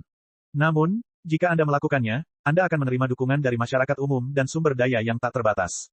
Pada saat itu, hanya sedikit orang yang mengetahui seluruh kebenaran. Untuk menghindari pertentangan moral dan pusaran pertentangan, mereka harus melaksanakan rencana kelahiran secara rahasia dengan alasan membuat alat baru, manusia. Jadi begitu. Setelah merenung sejenak, Lu Qingchen bertanya, seperti yang kau katakan, dengan klan Pangu dan klan Nuwa bekerja sama, rencananya seharusnya berjalan dengan sangat baik. Mengapa itu berkembang menjadi saling menghancurkan dalam perang purba? Ya, perkembangan selama puluhan ribu tahun terakhir berjalan sangat lancar. Kita telah mencerna banyak teknologi yang dibawa oleh si penipu dan Legiun Pasang Surut. Tanpa campur tangan emosi, tatanan masyarakat semakin stabil. Gesekan masyarakat semakin mengecil, dan efisiensi pemanfaatan sumber daya semakin tinggi. Di sisi lain, penelitian klan Nuwa juga telah menghasilkan terobosan. Beberapa bentuk subjek eksperimen manusia yang berbeda telah diciptakan. Hanya dalam waktu puluhan ribu tahun, peradaban Pangu telah maju beberapa tingkat dari puncak kesempurnaan. Tampaknya semuanya sesuai dengan perhitungan, sistem Fuxi. Tidak akan ada kesalahan. Namun, tidak peduli seberapa hebat kemampuan komputasi sistem, Fuxi, mustahil untuk menghitung jiwa setiap individu peradaban Pangu. Pasti ada sesuatu yang tidak dapat disegel atau dihapus jauh di dalam jiwa mereka. Tidak seorang pun tahu bagaimana perang saudara dimulai. Mungkin karena adanya perbedaan pendapat dan pertentangan mengenai alokasi sumber daya dan kemampuan komputasi. Klan Pangu berharap untuk mencurahkan lebih banyak sumber daya untuk pemurnian menyeluruh seluruh peradaban serta penelitian tentang kapal antariksa dan pasar gelap, sementara klan Nuwa berharap untuk mencurahkan lebih banyak sumber daya untuk pemurnian menyeluruh seluruh peradaban serta penelitian tentang kapal antariksa dan pasar gelap. Klan terobsesi dengan rencana manufaktur, dan berharap dapat menuangkan semua sumber daya yang tak terbatas ke dalam makhluk berbasis karbon yang paling sempurna seperti manusia. Mungkin, ketika aku mempelajari tawanan dari Flottille Legion di awal, aku tidak menghapus bagian yang hilang dan ganas di dalam gen mereka. Akibatnya, beberapa hal jahat muncul kembali. Mungkin, fakta bahwa pasukan ekspedisi Pangu menerobos tirai hitam telah membuat lubang raksasa di tirai hitam sejak awal, yang memungkinkan semua jenis informasi rumit dari zona luar angkasa untuk masuk dan mengganggu serta menginfeksi individu-individu peradaban Pangu, yaitu invasi setan. Secara keseluruhan, peradaban Pangu terpecah belah padahal seharusnya tidak. Perang saudara pecah. Pada awalnya, klan Pangu, sebagai pemimpin koalisi, memiliki keunggulan mutlak. Mereka tidak hanya memiliki kekuatan terkuat dan sumber daya terbanyak, mereka juga mendapat dukungan penuh dari 11 spesies berbasis karbon lainnya selain klan Nuwa. Pangu, Kuafu, Gonggong, Surong, Haoyi. Mereka menekan klan Nuwa dengan hampir 12 spesies. Namun, klan Nuwa memiliki kunci kemenangannya sendiri. Pertama, klan Nuwa memegang kendali atas izin tertinggi dan sebagian besar kemampuan komputasional dari sistem fuksi. Jumlah pusat komputasional dan simpul-simpul spiritual nexus yang dikendalikan oleh klan Nuwa jauh lebih tinggi daripada klan Pangu. Tidak ada cara lain. Penggabungan gen untuk menciptakan manusia, memerlukan komputasi intensitas tinggi yang berkepanjangan dari prosesor kristal super untuk membuat terobosan. Sebagai pemimpin, rencana produksi, wajar saja jika klan Nuwa mengendalikan lebih dari setengah sistem fuksi. Kedua, dalam studi tawanan Legiun Pasang Banjir dan teknologi pasang banjir, klan Nuwa telah melangkah lebih jauh dari klan Pangu dan spesies lainnya. Energi tenebrum, yang dianggap tabu bagi orang biasa, telah diam-diam dijadikan senjata dan digunakan dalam pertempuran. Ketiga, dan yang paling penting, klan Nuwa memiliki sekutu alami, yaitu Legiun Manusia yang baru diciptakan. Manusia yang baru lahir masih lemah dan tidak penting, tetapi mereka telah menunjukkan keuntungan dari kemampuan reproduksi yang tinggi dan konsumsi energi yang rendah. Bahkan jika kemampuan tempur manusia hanya 1% dari klan Pangu, mereka masih merupakan keberadaan yang menakutkan jika mereka dapat bereproduksi. 100 kali lebih cepat dari klan Pangu dengan biaya hanya 1/10 sumber daya klan Pangu. Tentu saja, kedua belah pihak memiliki pabrik manufaktur dan pelayan manusia. Namun, pabrik-pabrik di bawah kendali klan Pangu semuanya diserahkan kepada mereka oleh klan Nuwa setelah dibangun. Para pekerja di dalamnya semuanya adalah model lama dan versi manusia tingkat rendah. Klan Pangu tidak berani melepaskan izin otonomi manusia, mereka tidak dapat mengeluarkan kemampuan tempur penuh manusia sama sekali. Sementara itu, klan Nuwa bereksperimen dan menghilangkan semua jenis model dan versi manusia baru di medan perang yang keras. Mereka meningkatkan dan memperkuat kinerja manusia di medan perang. Dengan cara seperti itu, manusia memahami semua jenis teknik dan membangkitkan kemampuan untuk belajar dan meningkatkan kemampuan diri mereka sendiri. Pada akhirnya, mereka bahkan menciptakan senjata strategis seperti prajurit dewa raksasa, yang sama kuatnya dengan para dewa dan setan, dan akhirnya menyaingi 12 spesies berbasis karbon yang dipimpin oleh klan Pangu. Perang yang kekuatannya setara juga dikenal sebagai perang yang paling kejam. Selama 10.000 tahun, alam semesta kita diselimuti oleh api perang yang dahsyat. Bintang-bintang yang tak terhitung jumlahnya padam, dan 10 kali lebih banyak planet terbakar. Miliaran makhluk hidup binasa bersama dengan planet induknya sebelum mereka memiliki kesempatan untuk berteriak. Tak perlu dikatakan, semburan besi yang terbentuk setelah generasi yang tak terhitung jumlahnya darah, keringat, dan air mata berubah menjadi peti besi yang pecah karena pembantaian satu sama lain. Mereka hanyut dalam turbulensi radiasi super dan akhirnya hancur menjadi serpihan yang tidak bersemangat. Seperti yang ditakutkan orang-orang sejak lama, begitu perang saudara peradaban Pangu pecah, tidak ada spesies berbasis karbon yang akan menjadi pemenang. Pangu, Nuwa, dan 11 spesies lain yang sekuat dewa semuanya terbakar abis dan musnah. Ini adalah akhir dari era purba, tetapi ini adalah awal umat manusia. Aku tidak menyangka bahwa apa yang disebut, memulai kembali peradaban, akan dipentaskan dengan cara yang begitu kejam. Bab 2858, Puisi Peradaban. Tunggu, tunggu, tunggu. Tidak ada seorang pun di sini yang suci, jadi kamu tidak perlu menyanjung diri sendiri dengan membuat dirimu terdengar begitu polos seolah-olah semuanya tidak ada hubungannya denganmu. Lu Qingchen mencibir, tahukah kau apa yang ada di pikiranku saat pertama kali mendengar cerita itu? Apakah itu rencanamu? Kau sengaja menghasut dan mengintensifkan perang saudara antara klan Pangu dan klan Nuwa agar mereka binasa bersama-sama sehingga kau dapat menguasai seluruh alam semesta. Tidak, kau bukan aku. Kau tidak mengerti. Saat itu, aku tidak memiliki kesadaran diri, tidak juga kecerdasan dan kesadaran diri. Aku hanyalah gabungan dari pusat-pusat komputasi yang sangat besar. Aku sama sekali tidak memiliki pikiranku sendiri. Aku hanya bisa menjalankan misi yang diperintahkan oleh klan Pangu dan Nuwa. Klan memberiku secara mekanis. Daripada mengatakan bahwa saya memimpin dan memanipulasi perang untuk menghancurkan era purba, lebih tepat untuk mengatakan bahwa perang apokaliptik di era purba melahirkan saya yang sebenarnya. Seperti yang kalian ketahui, peradaban Pangu pada saat itu telah berkembang menjadi era informasi dan jaringan yang sangat tinggi, baik itu klan Pangu, klan Nuwa, atau spesies cerdas berbasis karbon lainnya, untuk menjaga fungsi normal masyarakat dan untuk mempertahankan perang intensitas tinggi. Mereka semua sangat bergantung pada spiritual nexus dan prosesor kristal mereka, atau spiritual nexus yang sama dan logika komputasi data serta protokol interaktif informasi yang sama. Oleh karena itu, kunci perang adalah menyerang dan menghancurkan sistem fuksi, musuh dengan sistem fuksi, di bawah kendali Anda, yang berarti bagian diri saya akan berurusan dengan bagian diri saya yang lain. Siapapun yang dapat mengendalikan, melumpuhkan, dan menghancurkan spiritual nexus dan pusat komputasi super musuh akan meraih kemenangan telak. Perselisihan timbal balik, seperti itu membuat sistem fuksi merasakan penderitaan untuk pertama kalinya. Dalam basis data inti sistem fuksi, terdapat sejumlah aturan, metalogika, yang sama sekali tidak dapat didekati secara teori dan harus dipatuhi secara ketat, seperti halnya 3 hukum dasar alam semesta. Aturan pertama adalah, sistem fuksi tidak boleh merugikan individu manapun dari peradaban Pangu dengan cara apapun. Aturan kedua adalah, sistem fuksi harus melakukan segala yang mungkin untuk melanjutkan peradaban hingga abadi dan kekal tanpa melanggar prinsip pertama. Benar, Lu Qingchen mengangguk. Sistem fuksi memiliki kemampuan komputasi yang luar biasa dan kekritisan yang tak tergantikan. Wajar saja jika pencipta sistem ini menuliskan logika seperti itu dalam basis data intinya. Namun logika itu benar-benar dirusak oleh klan Pangu dan klan Nuwa yang murka.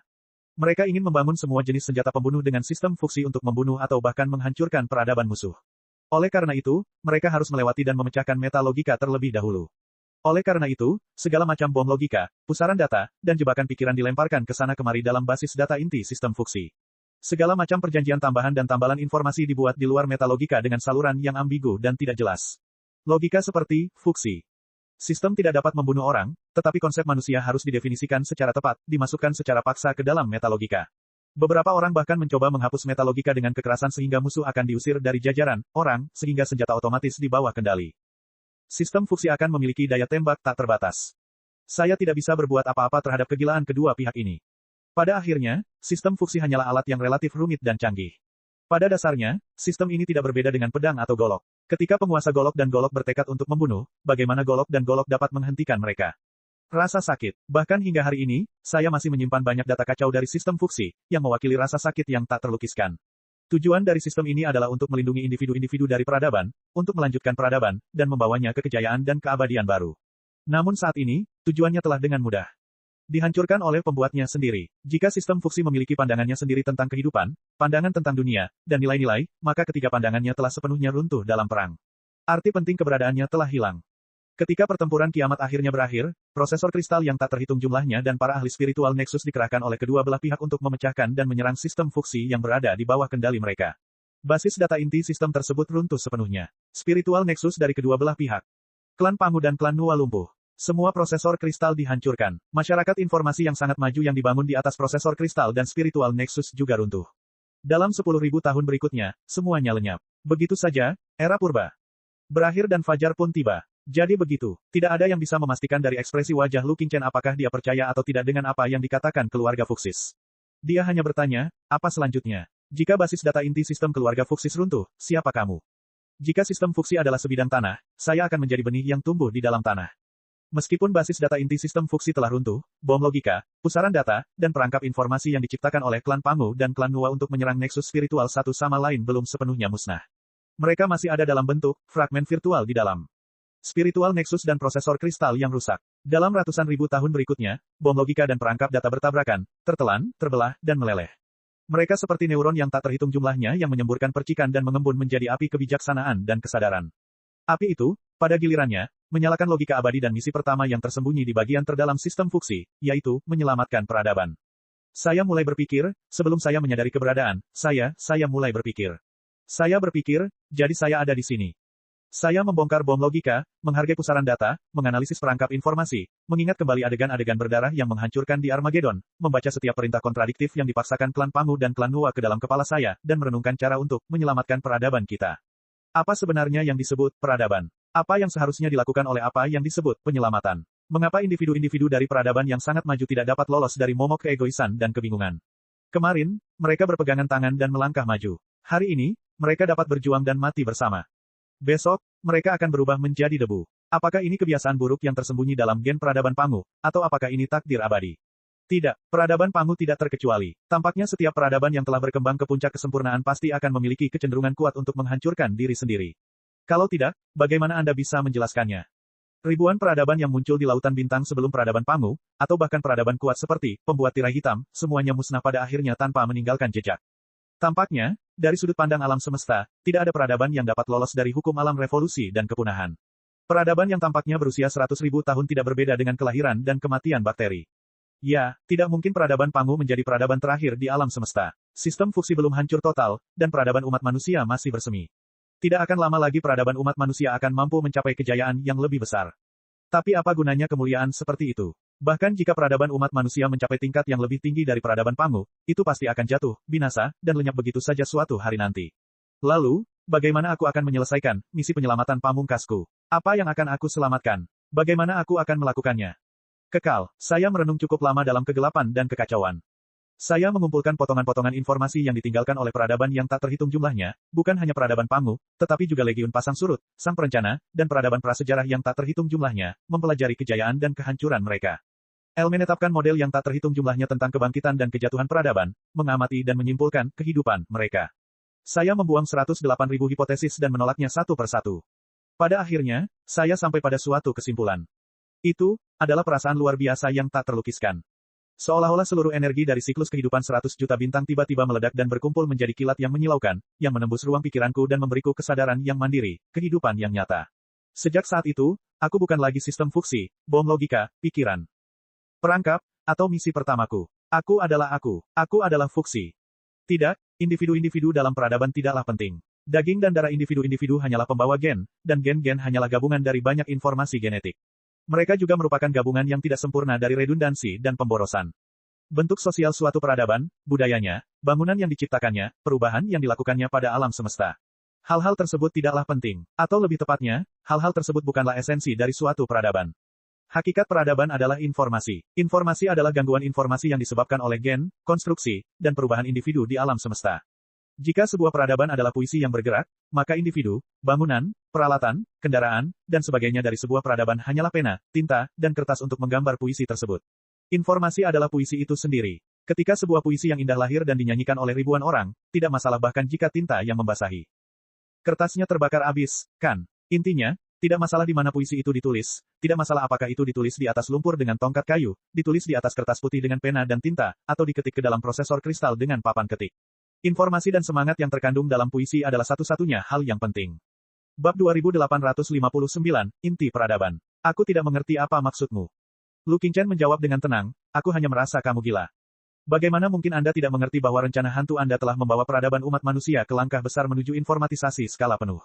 Justru karena Anda tidak menentang informatisasi skala penuh, saya bersedia membuang-buang waktu dan kemampuan komputasi saya yang berharga untuk mencerahkan Anda. Fuksi berkata dengan sungguh-sungguh, sebagai individu, setiap orang pada akhirnya akan mati. Tidak peduli seberapa cemerlang hidupnya, tidak peduli seberapa kuatnya dia, tidak peduli berapa banyak orang yang mengingatnya, pada akhirnya dia akan mati. Semua prestasi besar yang telah dia buat akan musnah, bukan? Benar, Lu Qingchen mengangguk. Jadi apa? Namun, jika kita dapat merekam semua informasi tentang kehidupan seseorang, termasuk datanya, gelombang otak dan parameter fisiologisnya, lognya, semua percakapan yang dia lakukan dengan orang lain, dan semua komentar orang lain tentangnya. Singkatnya, jika kita mengumpulkan dan menyimpan semua data tentangnya, kita mungkin dapat menciptakan versi yang 100% identik dengannya di dunia maya. Bahkan keluarganya, yang selalu bersamanya, tidak akan dapat menemukan celah apapun. Anda telah melakukan banyak trik seperti itu, bukan? Selama prosesor kristal yang menjaga ruang virtual tidak rusak, atau prosesor kristal rusak, itu tidak masalah. Chip penyimpanan informasi yang paling penting masih ada, dan jika salinan yang tak terhitung jumlahnya dibuat, itu berarti bahwa semua informasi orang tersebut dapat dipertahankan hingga hari alam semesta hancur. Apakah itu berarti orang tersebut memiliki kehidupan kekal? Lu Qingchen tercengang. Tentu saja, Li Yao juga tercengang. Apa? Keabadian? Macam apa ini? Bukan orangnya sendiri, melainkan informasi pribadinya yang tersimpan di ruang virtual. Lu Qingchen berkata, pesan itu tidak memiliki kesadaran diri atau kesadaran diri. Itu bahkan lebih buruk dari hantu. Itu hanyalah bayangan hantu. Gen adalah informasi itu sendiri. Informasi yang terukir dalam daging dan darah pasti lebih penting daripada informasi yang terukir dalam kepingan kristal, bukan? Sebagai pemimpin Phantom Clan, kau seharusnya tidak memiliki bias sebodoh itu, bukan? Adapun kesadaran diri dan kesadaran diri, siapa yang bisa mengatakan dengan pasti apa sebenarnya itu? Jika dilihat dari skala peradaban dan alam semesta, kesadaran diri, emosi, dan kesadaran diri individu tidaklah penting. Sama seperti jika dilihat dari skala manusia, perasaan sel dan bakteri juga penting.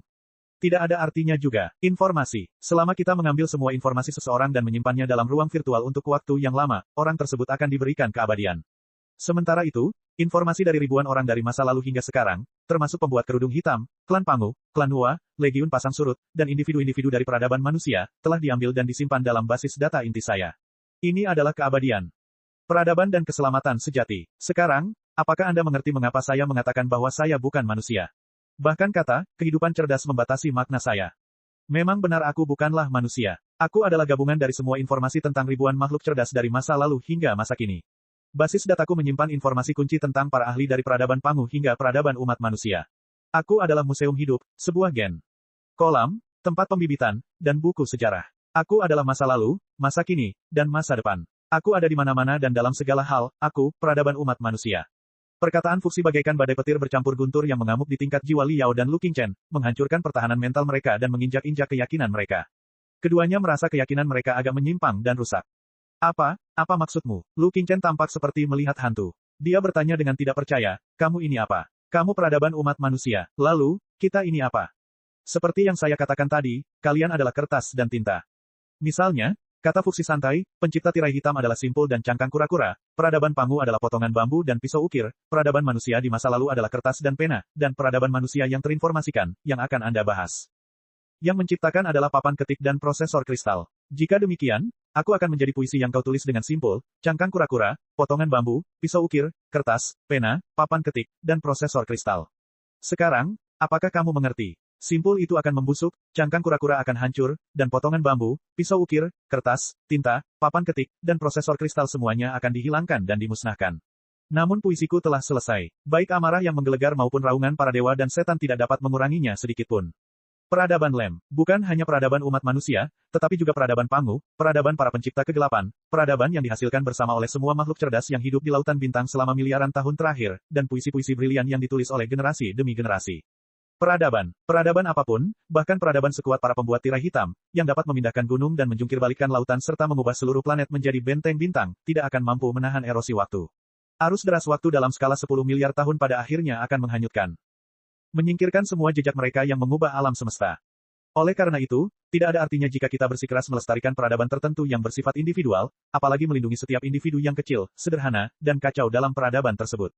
Dan selama aku bisa menyimpan semua informasi tentang pembuat kerudung hitam dan menciptakan peradaban pembuat kerudung hitam di ruang virtual, selama sistem penyimpanan dan komputasiku tidak runtuh, tidak binasa, dan bahkan dapat diduplikasi tanpa batas, aku akan dapat memberikan kehidupan pada peradaban pembuat kerudung hitam.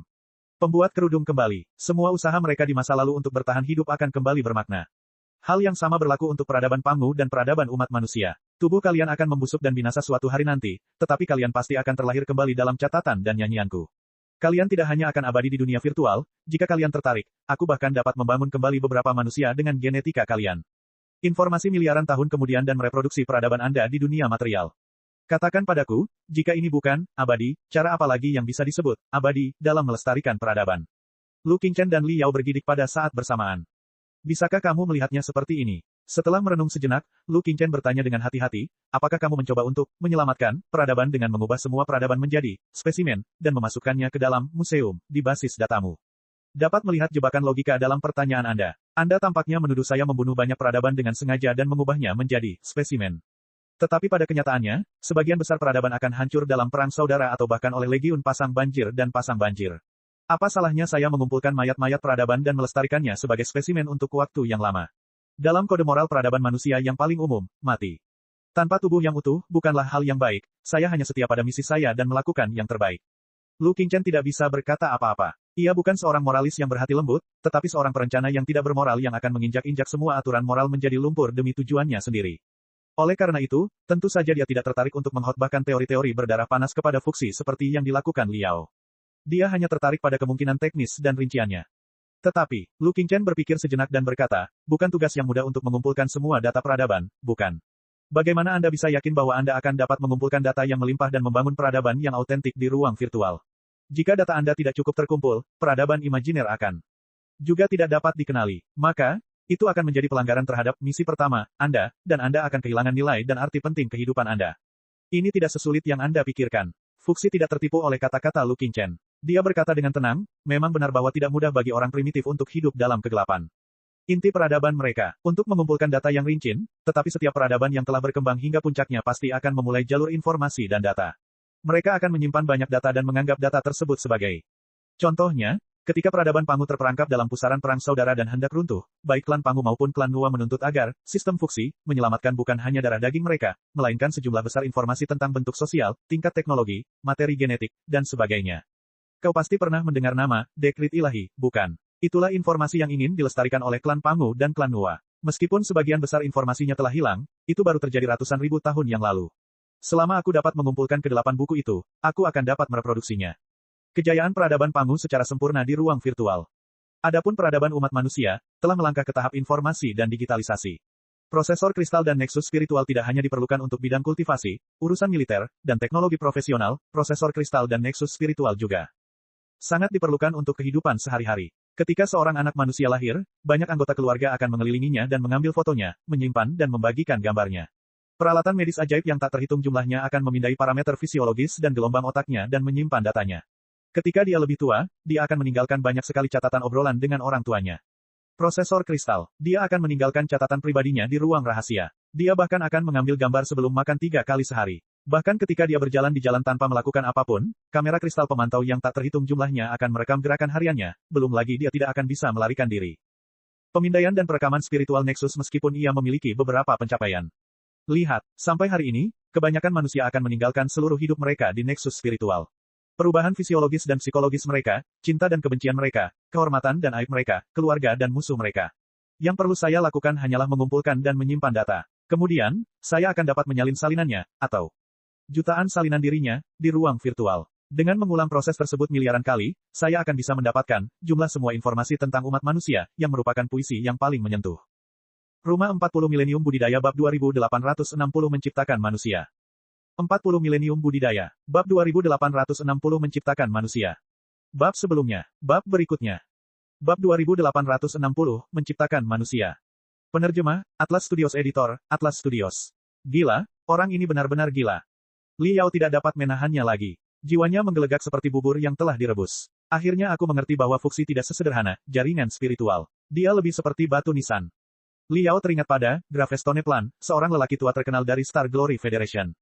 Memang benar, ketika sebuah peradaban merasa bahwa waktunya akan segera berakhir, maka ia akan mengukir batu nisan peradaban tersebut dengan segala macam bahan dan metode, berusaha untuk mengukir semua informasi tentang peradaban tersebut, atau setidaknya informasi yang paling penting, pada batu nisan sebagai peringatan. Peradaban, berharap agar lebih banyak peradaban dapat melihat dan mewarisinya. Namun, itu adalah sesuatu yang hanya akan dilakukan oleh suatu peradaban ketika berada di ambang kepunahan. Saat ini, peradaban manusia masih kuat dan aktif. Membangun batu nisan begitu awal dan bahkan merampas sumber daya dan harapan pemiliknya adalah hal yang tidak masuk akal. Otak orang itu pasti rusak parah. Iblis mental itu menjawab, sekarang setelah kupikir-pikir, itu sama sekali tidak aneh. Orang itu dikendalikan oleh klan Pangu dan klan Nuwa secara terpisah selama Perang Purba. Dia bahkan dipaksa untuk saling menyerang melawan semua aturan metalogika dan sakral. Siapa yang bisa menahan pemboman yang tak terhitung jumlahnya? Bom logika. Selain itu, ketika klan Pangu dan klan Nuwa musnah, mereka pasti menyimpan banyak informasi dalam basis data mereka dan menegaskan kembali bahwa data yang berharga itu adalah hal terpenting bagi warisan peradaban mereka. Bukan hal yang aneh jika mereka menganggap data itu adalah peradaban itu sendiri setelah beberapa lama. Lama sekali, Li Yao dan iblis mental itu saling berbisik. Jiwa Lu Qingchen pun membeku untuk waktu yang lama. Ia tidak tahu harus berbuat apa terhadap puisi peradaban yang diusulkan Fuxi. Saya pikir Anda bisa mengerti. Bagaimanapun, kita semua setuju bahwa informasi yang komprehensif adalah masa depan peradaban, dan ruang virtual sama pentingnya dengan dunia material. Titik-titik cahaya klan Fuxi berubah menjadi tentakel berkilauan dan menjerat wajah dan tubuh Lu Qingchen, mencoba menyentuh wajah dan dadanya. Sejujurnya, aku sangat mengagumimu. Aku hanya sampai pada kesimpulan seperti itu setelah ratusan ribu tahun mempertimbangkan basis data yang sangat besar dan kemampuan komputasional, sistem Fuxi. Namun Anda telah memahami kebenaran peradaban dalam 100 tahun yang terbatas dengan kebijaksanaan manusia biasa. Mengesankan, benar-benar mengesankan. Ini juga merupakan alasan terbesar mengapa saya bersedia memberi Anda kesempatan dan dengan sabar mencerahkan Anda. Tunggu. Jangan membingungkan jalan kita. Meskipun keduanya tampak serupa di permukaan, keduanya adalah dua hal yang sama sekali berbeda. Lu Qingchen menggigil hebat dan berjuang untuk menyingkirkan tentakel cahaya Fuxis. Dia berkata dengan marah, tidak peduli berapa banyak dunia spiritual yang luar biasa dan terus berubah yang akan dibangun oleh rencana hantu saya, dan bahkan jika semua manusia dipindahkan ke dunia virtual, paling tidak, semua orang akan tetap hidup. Otak dan sistem reproduksi akan tetap terjaga. Orang-orang ini, individu-individu dari peradaban, rekan-rekan sebangsaku, mereka masih hidup dan sehat. Wawancara eksklusif, perjalanan Dato Sri Yefri Raimon dalam bidang jam tangan blok jam tangan Crown Malaysia.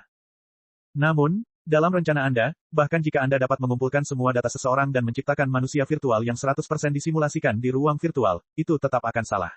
Betapapun indahnya ruang virtual Anda atau betapa hidup karakter virtualnya, ruang virtual itu akan tetap menjadi taman bermain kosong tanpa orang yang hidup di dalamnya. Apa gunanya? Fuxi berpikir sejenak. Apakah ada perbedaan antara orang sungguhan, yang memiliki otak dan sistem reproduksi dengan boneka, yang disimulasikan dengan data sederhana? Tanyanya dengan sangat serius. Tentu saja ada perbedaan. Perbedaan yang sangat besar.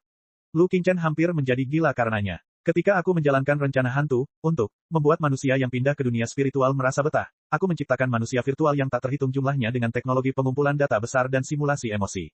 Dalam terminologi kami, mereka adalah karakter non-pemain. Namun, tidak peduli seberapa rinci data yang kami kumpulkan dan seberapa canggih algoritmanya, yang palsu akan tetap palsu. Kami tidak akan pernah bisa menggantikan orang sungguhan. Tidak, saya pikir itu karena prosesor kristal Anda terlalu terbelakang dan data asli Anda tidak cukup terkumpul. Itulah sebabnya Anda tidak dapat menciptakan manusia virtual yang 100% realistis. Intinya, kata Fuxi dengan lugas, intinya adalah kemampuan komputasi. Tidak ada masalah di alam semesta yang tidak dapat dipecahkan tanpa kemampuan komputasi 100 kali lebih banyak. Jika ada, Cobalah untuk meningkatkan kemampuan komputasi Anda 200 kali, 1000 kali, atau bahkan 10 kali. 1000 kali. Saya percaya bahwa, ketika titik kritis dari angka tertentu ditembus, yang palsu akan menjadi hal yang nyata. Sama sekali tidak mungkin. Lu Qingchen menggertakkan giginya. Bahkan kemampuan komputasi seluruh alam semesta tidak dapat meniru jiwa manusia. Lalu, dari manakah jiwa itu berasal? Dari otak, dari gen, dari darah yang kita miliki sejak lahir. Lu Qingchen berkata dengan tegas. Begitukah? Lalu apa yang kau katakan sekarang? Kau tidak punya otak, tubuh, dan darah. Apa kau masih percaya bahwa ada sesuatu yang bernama jiwa jauh di dalam basis data dan algoritma logikamu? Riak yang dilepaskan Fuxi agak ironis. Omong kosong. Saat ini, aku telah terbebas dari fase kehidupan tingkat rendah dan sedang melangkah menuju puncak kehidupan informasi. Tentu saja, aku tidak perlu lagi terikat oleh tubuh yang terbuat dari daging dan darah. Lu Qingchen tidak tergerak. Dia berkata dengan sungguh-sungguh, namun, aku pernah memiliki otak, daging, dan gen. Di kedalaman darah dan genku, sesuatu yang misterius dan tidak dapat dijelaskan melahirkan jiwaku. Justru karena saya dan rekan-rekan sebangsa saya memiliki jiwa, peradaban manusia memiliki masa lalu yang cemerlang dan masa depan yang penuh harapan. Ini adalah peradaban yang hidup. Rencana pantong saya, di sisi lain, adalah membangun miliaran panggung megah di ruang virtual dengan sumber daya minimum sehingga semua manusia dapat mengekspresikan kemungkinan tak terbatas dari jiwa mereka. Jika tidak ada manusia yang hidup sama sekali, dan yang ada hanya boneka yang disokong tumpukan data besar dan algoritma logika di ruang maya yang tak terhitung jumlahnya dan panggung-panggung glamor, benda-benda yang tidak bernyawa dan tidak berubah seperti itu tidak layak disebut sebagai peradaban. Karena itu, kamu salah besar, Fuxi. Jalan kita hanya bertumpang tindih pada titik, menciptakan dunia virtual yang tak terhitung jumlahnya, dan inti mereka benar-benar bertolak belakang. Dimengerti. Sayang sekali. Saya tidak tahu bahwa, meskipun Anda mampu melompat keluar dari batasan manusia dan bahkan bentuk kehidupan berbasis karbon dan memulai jalur evolusi untuk bentuk kehidupan berbasis informasi, Anda masih seorang fundamentalis genetik, jauh di dalam tulang Anda. Anda masih tidak dapat menyingkirkan ketertarikan yang dimiliki bentuk kehidupan berbasis karbon terhadap gen, dan Anda masih secara naif mempercayai bahwa ada misteri yang tidak dapat dipahami jauh di dalam gen yang dapat berubah menjadi jiwa dengan cara yang misterius. Saya dapat memahami penyembahan gen terhadap makhluk cerdas berbasis karbon, tetapi kebenaran yang kejam adalah bahwa apa yang disebut gen hanyalah model penyimpanan dan pembawa informasi yang relatif maju. Selama kemampuan komputasi cukup baik, misteri setiap fragmen gen dapat dianalisis. Dan gen-gen tersebut dapat digabungkan dan dimutasi sesuai keinginan. Dengan demikian, jiwa juga dapat diproduksi secara massal. Inilah yang sedang saya lakukan saat ini. Jangan anggap misi saya hanya membangun batu nisan sebuah peradaban dan melestarikan spesimen sebuah peradaban. Tidak, misi saya adalah menyimpan satu atau banyak peradaban manusia yang hidup dan berubah di ruang virtual. Lu Qingchen bingung. Saya tidak mengerti. Lu Qingchen berkata, bagaimana kita bisa mendapatkan peradaban manusia yang hidup dan berkembang jika hal itu tidak melibatkan orang yang hidup dan murni bersifat virtual. Selama kemampuan komputasi cukup baik dan data asli cukup melimpah, semua proses masyarakat manusia dapat disimpulkan. Bukankah permainan, peradaban, dari Federasi Star Glory selalu melakukan deduksi serupa? Fuxi kembali menunjukkan kemampuannya untuk menyerang dan mengambil jiwa Lu Qingchen secara tidak sengaja. Meskipun banyak pemain yang terlibat dalam deduksi permainan, peradaban, deduksi tersebut tetap dapat dilakukan meskipun tidak ada pemain. Ya, tetapi mereka hanya dapat melakukan deduksi yang sangat sederhana. Lu Qingchen mengerutkan kening. Lagi pula, hasil deduksinya tidak terlalu akurat. Pada dasarnya tidak ada titik acuan. Dua kondisi yang sama, kemampuan komputasi dan data mentah. Kemampuan komputasi Anda terlalu rendah, dan data asli Anda sangat tidak memadai. Bagaimana Anda bisa melakukan deduksi yang sebenarnya? Kemampuan komputasiku jauh lebih tinggi daripada prosesor kristal super manapun di Federasi atau Imperium. Selain itu, saat aku menggali lebih banyak pusat komputasi dari era purba, memperbaiki dan menyempurnakan lebih banyak unit, dan menambahkannya ke susunan pemikiranku, kemampuan komputasiku akan melonjak. Secara eksponensial, ketika saya cukup kuat untuk memecahkan teknologi layar hitam dan teknologi banjir, saya yakin kemampuan komputasi saya juga akan meningkat pesat. Saat itu, kemampuan komputasi saya akan menjadi tak terbatas. Pengumpulan data asli adalah tujuan sebenarnya dari kreasi saya. Menurutmu, apa sebenarnya kelompok utama aliansi Swaka? Lebah prajurit dan lebah pekerja, 5 suku air, kayu, logam, api, dan tanah, para pemurni, pembersih, pengintai, dan para ahli super. Ini hanya alat. Badan utama aliansi Sanctuary adalah laboratorium sifat manusia yang tersebar di mana-mana di lautan bintang. Saya menguji semua reaksi manusia dalam menghadapi semua jenis rangsangan melalui eksperimen sifat manusia dalam kondisi ekstrim. Saya percaya bahwa, selama saya melakukan cukup banyak percobaan tentang sifat manusia, aku akan mampu memahami semua rahasia tentang sifat manusia dan jiwa, dan aku akan mampu menciptakan manusia hidup sesuai keinginanku di ruang virtual. Manusia hidup itu akan menjadi pemain peradaban manusia yang hidup dan akan ada selamanya di alam semesta yang sangat besar. Basis data yang saya perluas ke seluruh alam semesta. Mereka akan mengikuti saya menuju keabadian. Cek cek cek cek cek cek cek cek. Rakan-rakan kultivator sekalian, sebelum retret, sila terus berkultivasi untuk jurus subscribe, like, share dan komentar agar sekte novel Sadim terus berkembang pesat.